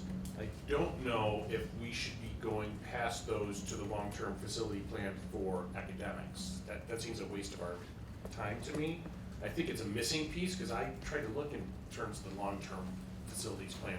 What are they going to do with the pool spaces if the pool's put somewhere else? And there's literally zero answer to any of those questions. So I think that needs to be answered, but I just want to caution us to limit ourselves to athletics because I think we could spend an awful lot of time if we start going into academics. The south end of the field house does not incorporate any classrooms used by classes other than PE. While we do have 2 classroom classes, it is within the PE curriculum. But from that south corridor, south is all athletic facilities. Okay, it's helpful.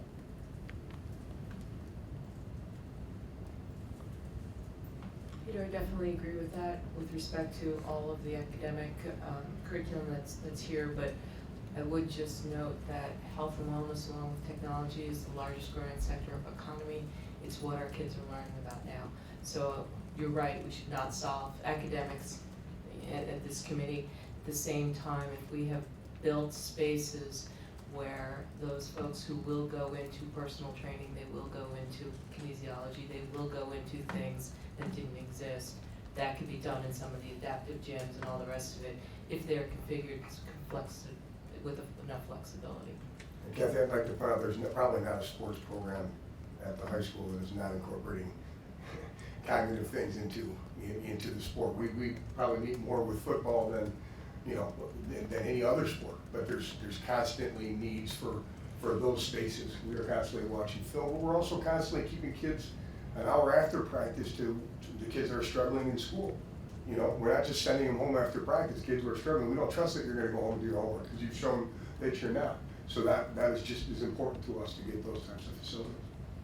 I think part of that, there obviously is an academic piece to the physical education program. And as Mr. Ledbetter just noted, there are only 2 classrooms on that south end of the building, and we're in dire need of more of those. And some upgrades in those as far as technology as well.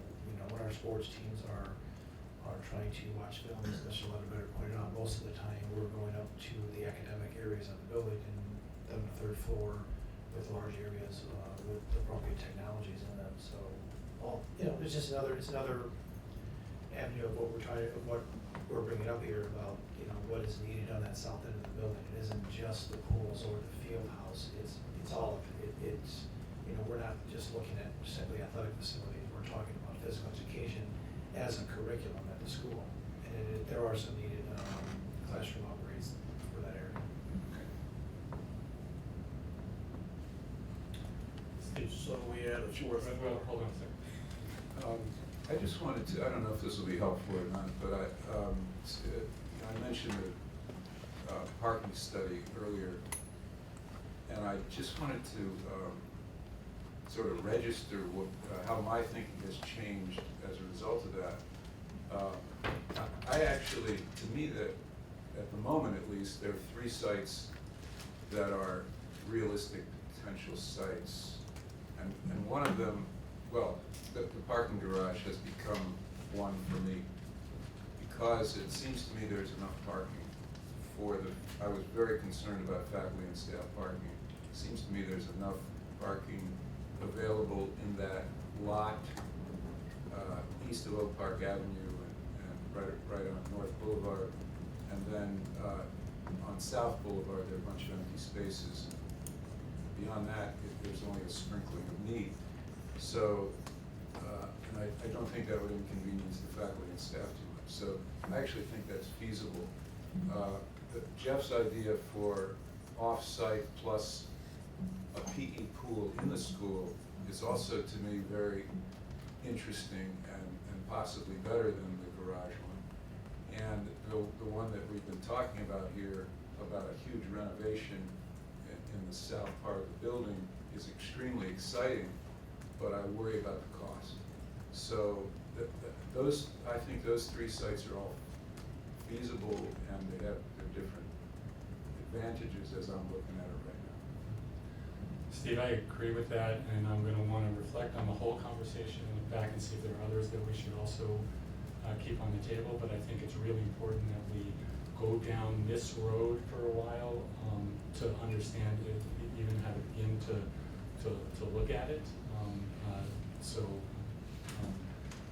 I'm certainly not taking any of those off the table. And yes, ultimately the cost is going to be a driving factor here, and we're going to be weighing, as a couple people have already said, the long-term planning versus the short-term. Are we going to end up spending all this money over the next, 20 years, regardless, and how do we get ahead of it as opposed to being behind it and patchworking it? Well, not just the money, also minimizing the disruption. If you do more things at once, understanding that you can't look at, as Mr. Stelzer said, you can't look at the pool just in isolation without understanding the impact on surrounding facilities too. If there's a way to tackle them all at once, then you're not just doing what might be the most cost-effective thing. You also might be accomplishing a minimum of disruption, and I think that's a desirable outcome here too. It is. I think it's a chance for us to acknowledge that swimming or basketball or the track is also part of a system, the athletic system, and they all relate to each other. And if we don't look at some unifying idea, we miss the chance for also some good synergies, like reducing but actually optimizing locker room space that are accessible, common paths for spectators without having that be redundant, proper places for elevators and visiting teams. So I think if we don't look at it as a larger system with all those different audiences, there'd be another committee like this looking at another sport out of context soon. In the end, might it cost more? I suspect it would cost more taking doing a la carte. Jeff, can I ask you a question? It may be obvious in what you just said, Joe, but I'm just trying to get a sense of the space of it. Is if we look at the south end of the building and the whole field house, is it implied then therefore that the swimming pool would fit somehow within that structure, and therefore we're not talking about a new site plus the south end, but we're talking about something, I mean, I know you can build whatever you want, right? But I mean, the point would be addressing the south end, as I took it from Mr. Ledbetter's comments, was that that may be not only address these other needs, but also this pool selection as well. Is that what we're talking about? Just so My impression from all the studies to date is that there needs, if we go to a regulation sized pool, there will need to be some sort of annex to accommodate. It's just, there's not the square footage available within our walls to accommodate that growth. So to give up 2 smaller pools and replace with 1 regulation pool just isn't the geometry available. So we're still in the site But we selection. have not been shown that. Right. That it's a statement that has not been supported for the people who are currently considered. Thomas, to answer your question though, I think it's sort of an and both situation. It's one, just to throw a scenario, if the parking garage is something that we could utilize as space, now that adds on to the south end of the building. Okay, and so whether the pool is actually on that site or whether it's part of one entire larger renovation that includes a pool somewhere within that footprint is something to maybe start to think about in that light. I think that you've hit on something there, John, that in my thoughts about this is you renovate that south end, you extend it, and you do subsume in some way that space, some or all, that is the parking garage. Now, it's a big, expensive vision perhaps, but you could get the pool there, you could do a lot of the things we need to do. That's kind of what I've been thinking, that we should look at. It's like, we have an opportunity, just like, when they built the stadium 90 years ago, when they built the south end of the building, 87 years ago, when they built this school however many years ago, to really make an investment in the community that people are going to, it's gonna bear fruit for literally decades, if not a century. And I think we have that opportunity here if we can push the board and the school to do that kind of thinking. And that's the direction I think we should be thinking about.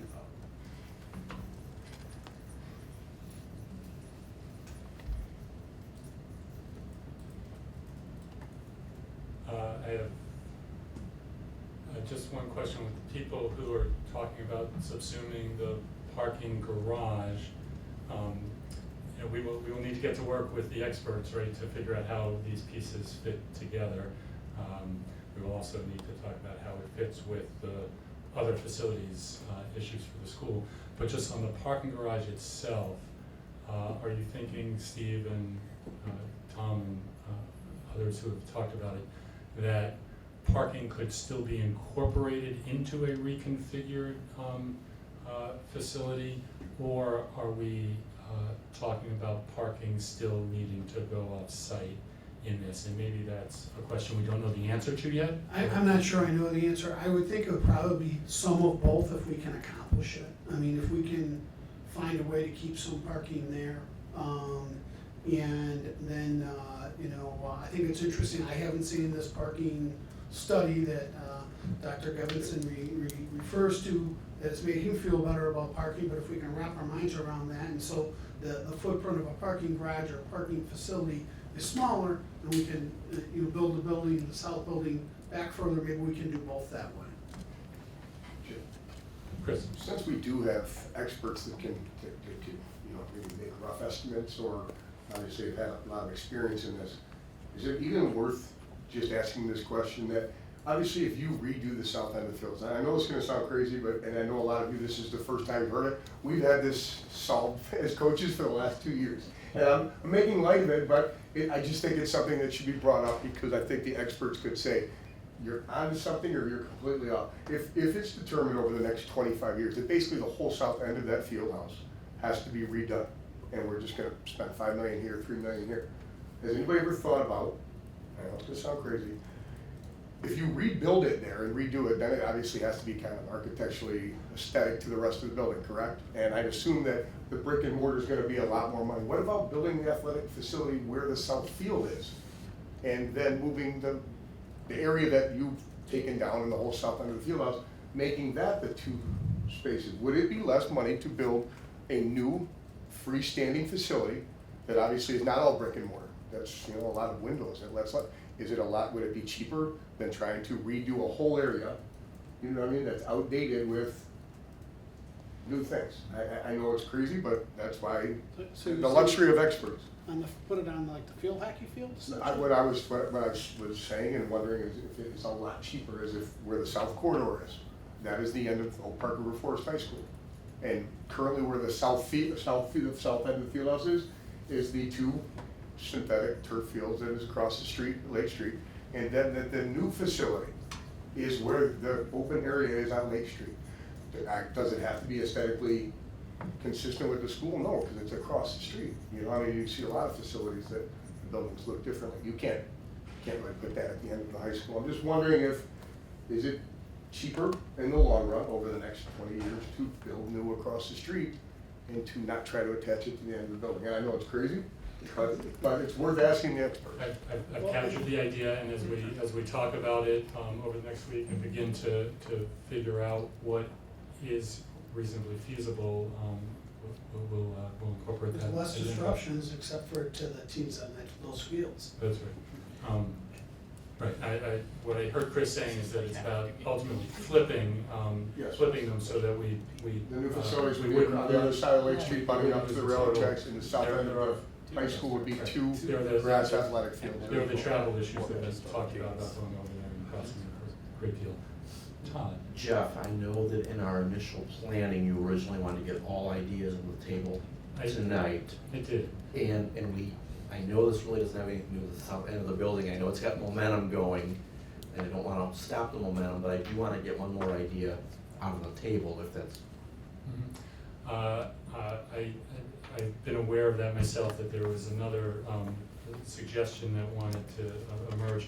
I don't want to stop it now. I want to spend a couple more minutes sort of wrapping this and talking about how we take this forward, and then we'll take a moment to at least float that idea.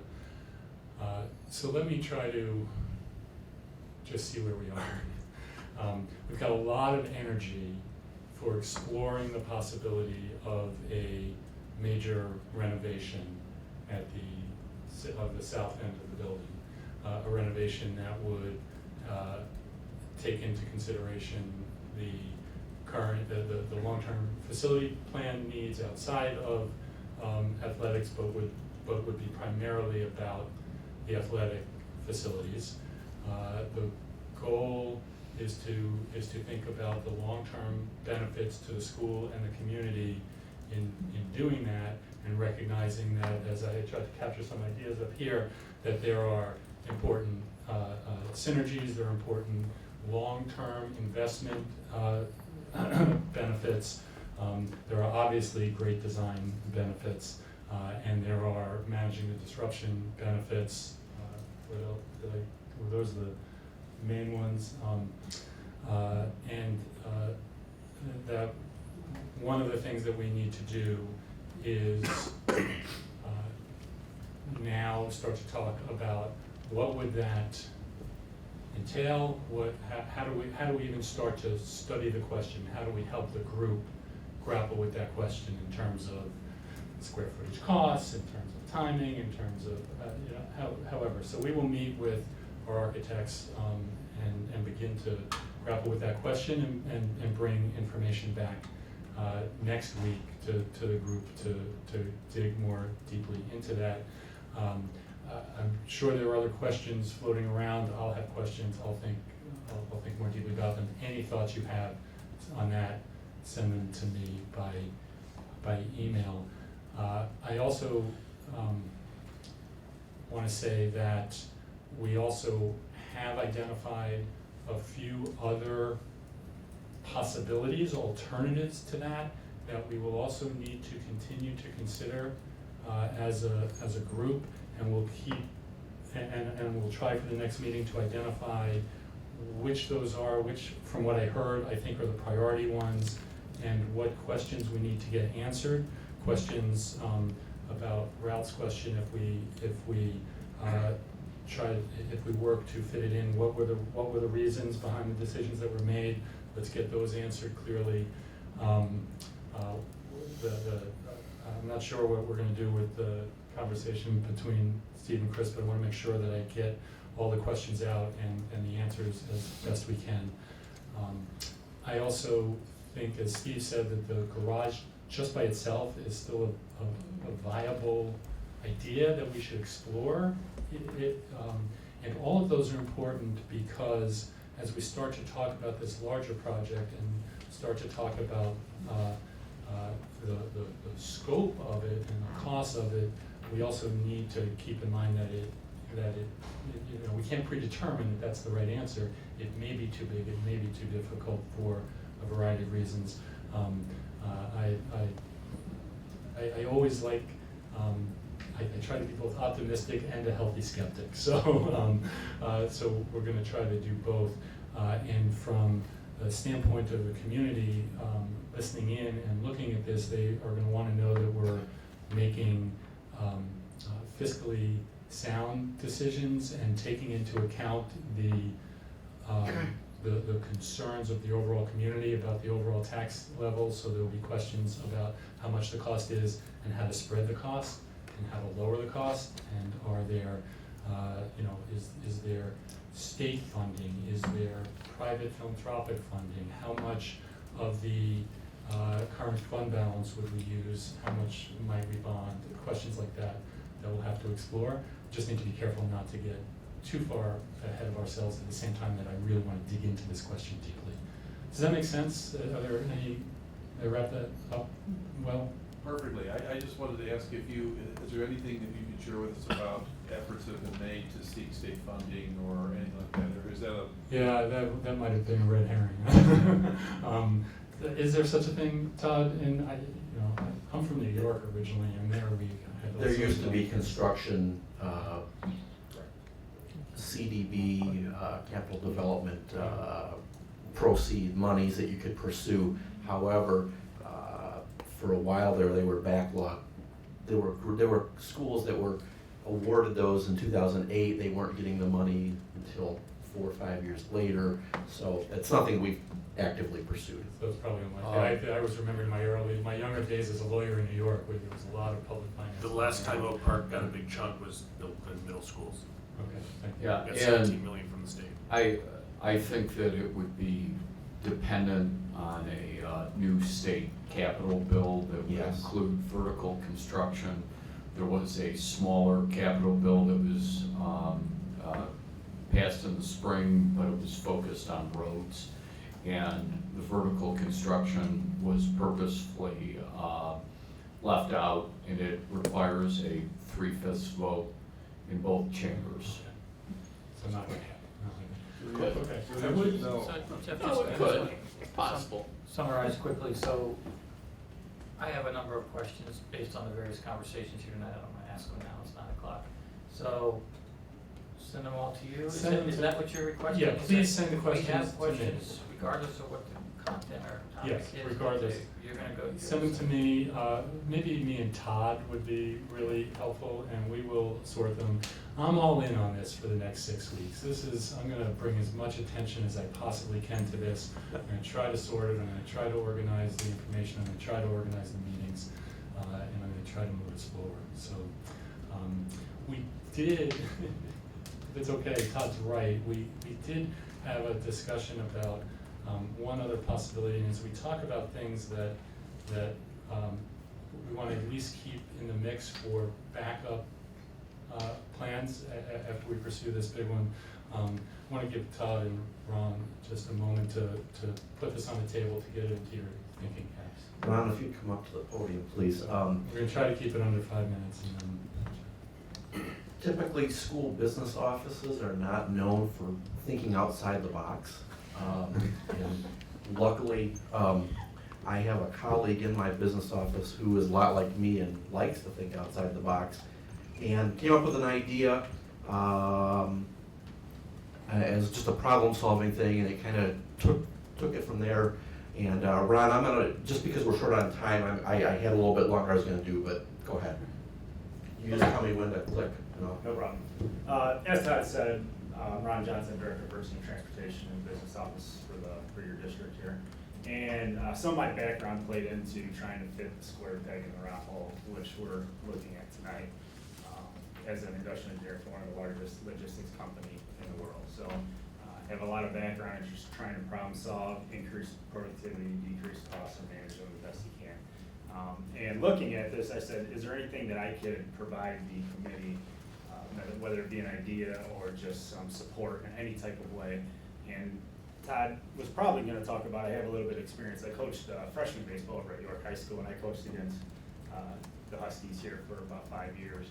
And got to see some of the other school districts and where they play baseball and where we play baseball at the freshman level, and also watching some varsity playoff regional games where they play as well.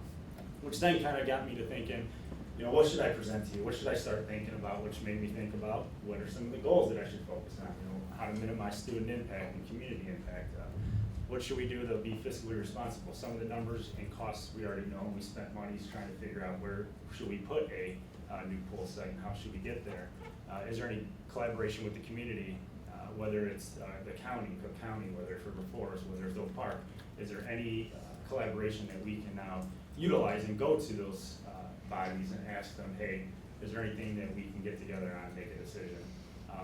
If we were to look 10 years down the road and look back, did we make the right decision? Are we gonna have any regrets? If we got in our DeLorean, using a Back to the Future analogy there, if we got in there and we're able to type in our date, could we go back and say, this was the right decision? And what's the overall best possible solution? So, like I said, some of the experiences that I've had just being a freshman level coach, I got to go around and look at different facilities that we play at. And one of our freshman facility is the Lindbergh Park complex over there. And I know a lot of development and some monies have come and spent over there, so I'm aware of that. But just looking at, it's roped off, it's fenced off, so I can't get in there and walk my wheels. So some of these numbers that are up on the screen right now are just Google Earth, my scientific Google Earth measurement data. But it is an apples to apples comparison, so whether it's approximate or a little bit off, at least you're looking at apples to apples data. And the reason why I wanted to show this slide is because if you look at just the on-site square footage of the on-site baseball and softball fields versus what the playing fields, not including the walkabout garden area or the tennis courts, just the, will that be the east side of the field where the two baseball fields are? This is the square footage which is comparable. And I show this only because what we have here would fit there. So if we were, if 50 years ago we were looking to build baseball and softball field and we owned the land, if that was one of our assets, if it wasn't utilized, what we currently have, the resources and fields and facilities that we have here would be able to fit there. So if we look at just the impact, how do we impact our student athletes? Season starts first week in March with tryouts for all levels, freshman and sophomore. They don't play in playoffs, so their season's about 2.5 months. Varsity, we have a very successful varsity program here that usually plays these into the playoffs, so they can play up to 3.5 months winning state championship. So if you look at just the numbers, you're looking at our current freshmen, the 28 and the 4 coaches, they go off site currently. So they're practicing and playing over at Lindbergh Park right now. If you look at the sophomores, there's 22 of them. They have the ability to practice off-site at Lindbergh, but what they do is they go across the street to Ridge and Commons and they practice there until 5 o'clock before when the feeder programs come and play. And then our varsity obviously is on site playing on the varsity. Okay, so there's 76 baseball student athletes each season that play. I'm not going to drill into that, but one of my focus is if we were to move our baseball field off-site, whether it be Lindbergh Park or one of the other spaces available in our community. I wouldn't want them to travel very far. So I tried to say, okay, is there any land that's within 3 miles or no longer than 10 minutes of travel distance? And then there's could be expenses with that. Instead of using yellow buses with waiting time, we would buy white activity buses where the coaches can just, they would be dedicated to the baseball parade and jumping and go. So the freshmen, like I said, they practice and play home games at Lindbergh currently. Sophomores mainly practice at Ridgeland. We can go ahead and skip this slide for the sake of time. So looking at our home games, varsity pretty much plays 13 home games. Same thing as the sophomores. They play an alternate schedule. So when the varsity is home, the sophomores are away when they're playing on the same day. And then vice versa when sophomores home, varsity is away. And then the freshmen currently play about 20 games, home game this season over at Lindbergh Park between the two levels, A and B levels. We want to look at how the field's maintained. Our grounds crew currently goes out to Lindbergh Park and services all those fields out there. And then they also maintain the current fields that are on site, the 3 softball fields and the baseball field.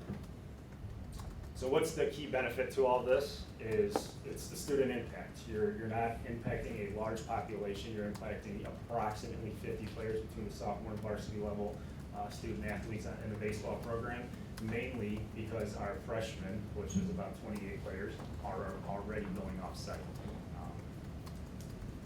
If you look at what we're currently being used, the baseball team, and Chris, interrupt me if I'm a little bit inaccurate with this. Chest band,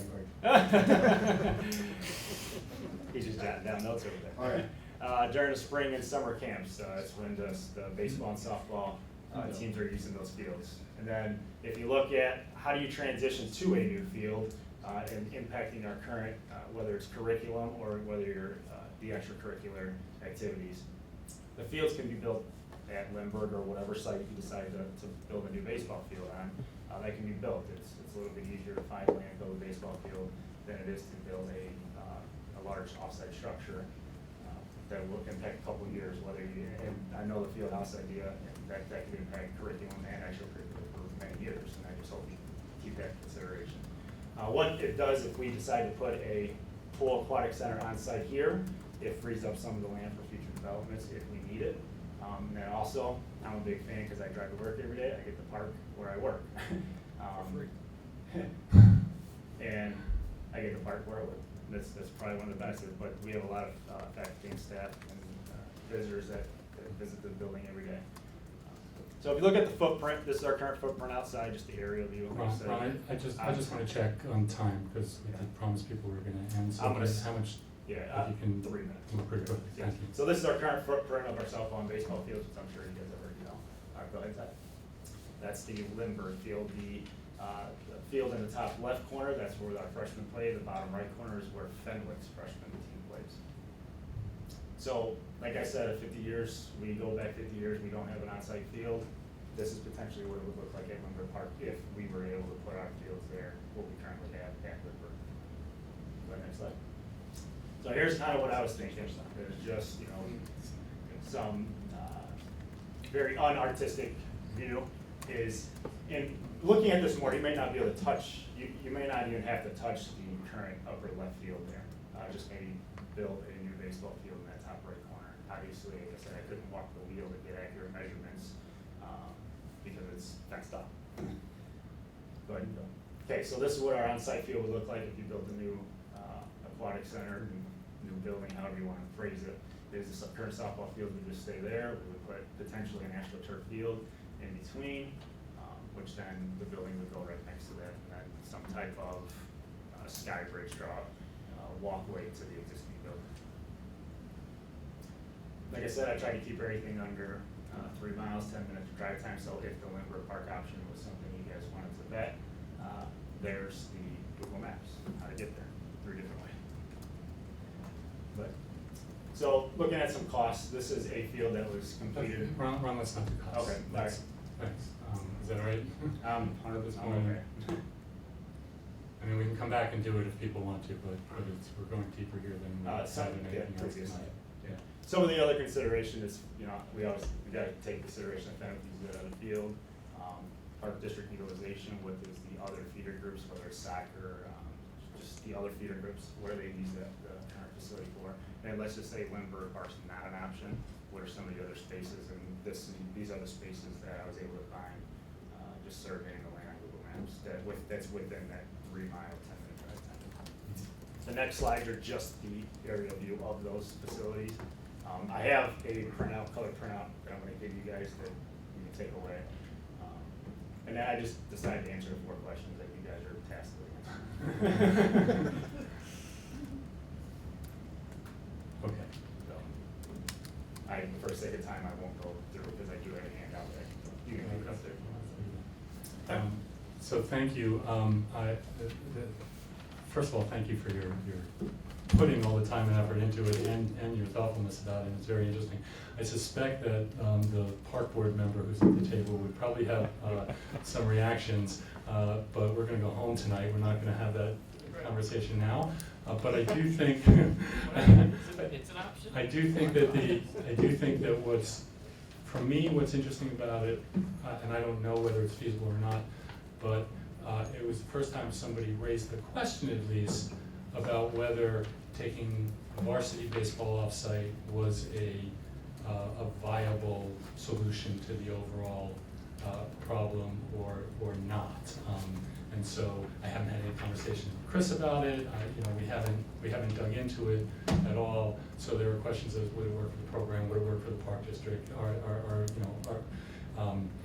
and for tonight, I'll just say it's now another option on the table as we move forward and think about what our priorities are and what our backups are. Go home, read, and you've got lots to read on site, and this. We will get to work with trying to understand everything we've heard tonight and figuring out how to set an agenda for the next meeting. And I'll take 2 or 3 final comments before we adjourn. Yeah, just wondering if we are going to plan on starting earlier next week due to a tour of the building. Can we try to make that decision now? Is there any staff willing to do one right now? Yeah, I'm happy to. I don't know how that works with. There's no. Helps you break up the group. Yeah, there's no. That's fine if you want to do that now, and as long as no more than 4 people are in the tour. As long as you don't adjourn. Yeah, you could make an extension of Or the meeting. you extend the meeting. I don't know if anybody has any appetite. He can carry the video camera. How many people are interested in going to see the pools right now? If I would do John's it right willing now. to do it? If I can have a round. Okay. Other kids? I wouldn't be able to, but that's okay. I could make arrangements to do it. Are we, Gail, Steve, help me if we don't, no, I meant Steve, sorry. If we don't adjourn the meeting and people who want to go home, and people who want to go, and the public is welcome to come with us. I think there's my only concern is if we go right now and we do a quick tour, we're gonna miss quite a few things that we probably need to think of. If we were to plan a route and actually have some maps that we can talk about later so you can see how things are layered, it may give you a little more comprehensive idea of what's happening behind there. And that would be my only suggestion. It would give us a chance to have something that's planned, opposed to just going down and saying, well, we can check here and we can check here. Oh, by the way, you could look here. So that would be my only recommendation. For those of us not as familiar with the facility, I would opt to schedule time maybe next, 6 p.m. just because I'm one of those that's not as familiar with the facility as some others. What I would like to do is work with Todd and Steve and Robert Mullen, the head of buildings and grounds, and try to schedule 2 or even 3 times and make offers to everybody to come and try to fit everybody's schedule. That'd be great. Thank you. Jeff, one more comment. Karen Sullivan was kind enough to post the pool community natatorium proposal that Mr. Connell provided. Great, as so we spoke. it's already out there. There's more reading for you if you don't have enough. Anything else? One other, as we're talking about field trips, one of the suggestions, at least to the board, has been to view other pools. And I'm not recommending that this group do that, but if there's any suggestion on any audio visual or some other aid that as we go through this process that could bring us to the place, that might help round out our thinking. That's a good suggestion. Jeff, I think the last presentation actually raised a larger issue, which is maybe next meeting we can explore where it can be presented. What is the current arrangements involving District 200, Fenwick, and anybody else using the Park District facilities, since that sort of got into a level of deep detail that might be relevant, so that we can have that information and not maybe lead to assumptions that may break up established relationships or commitments. Absolutely. Thank you. And Chris, I would say more broadly on each of the options that are floating around, there are a series of questions like that would need to be asked. And I was going to spend some time tonight trying to figure out which options we wanted to dig into and ask those questions. So I'm going to think about how to do that next, because I have a list of 8 or 9 options now that are floating around. If we went into all the questions on all of them, it would be quite an extensive study period. I just want to say, you're going to share with us during the coming week other sites, other things, other questions, everything. Summarize this whole. We'll do our best, and generally for what we'll do, I think, is probably be posting an agenda and information on Friday afternoon, and try to get you whatever we can by then. So, sure. One comment, or maybe even concern about your first bullet up here, which Yeah, what is definitely needs. In the path forward for looking at a larger field house would say, suggest that we're not going to just build a newer sameness of what we have. If something's new programming or new facilities, something different than what we did 80 years ago. So what is the program? In other words, how many classrooms, how many gyms, how many locker rooms, how much stuff, so what is the path forward to give them direction? And is that represented long-term needs, or is that something that has to be sort of invented and then we sort of take it out? And the question for us as a committee is, how much will we do that as a committee, or might we end up with giving direction of what work needs to be done going forward to the board? I think we need to do a lot of that as a committee first. So, anything else? Everybody okay? You're okay. Yeah, I'm okay. I'm good. I'm excited. I would entertain a motion to adjourn. So moved. In a second? All in favor? All opposed? Thank you, everybody. We'll see you next week.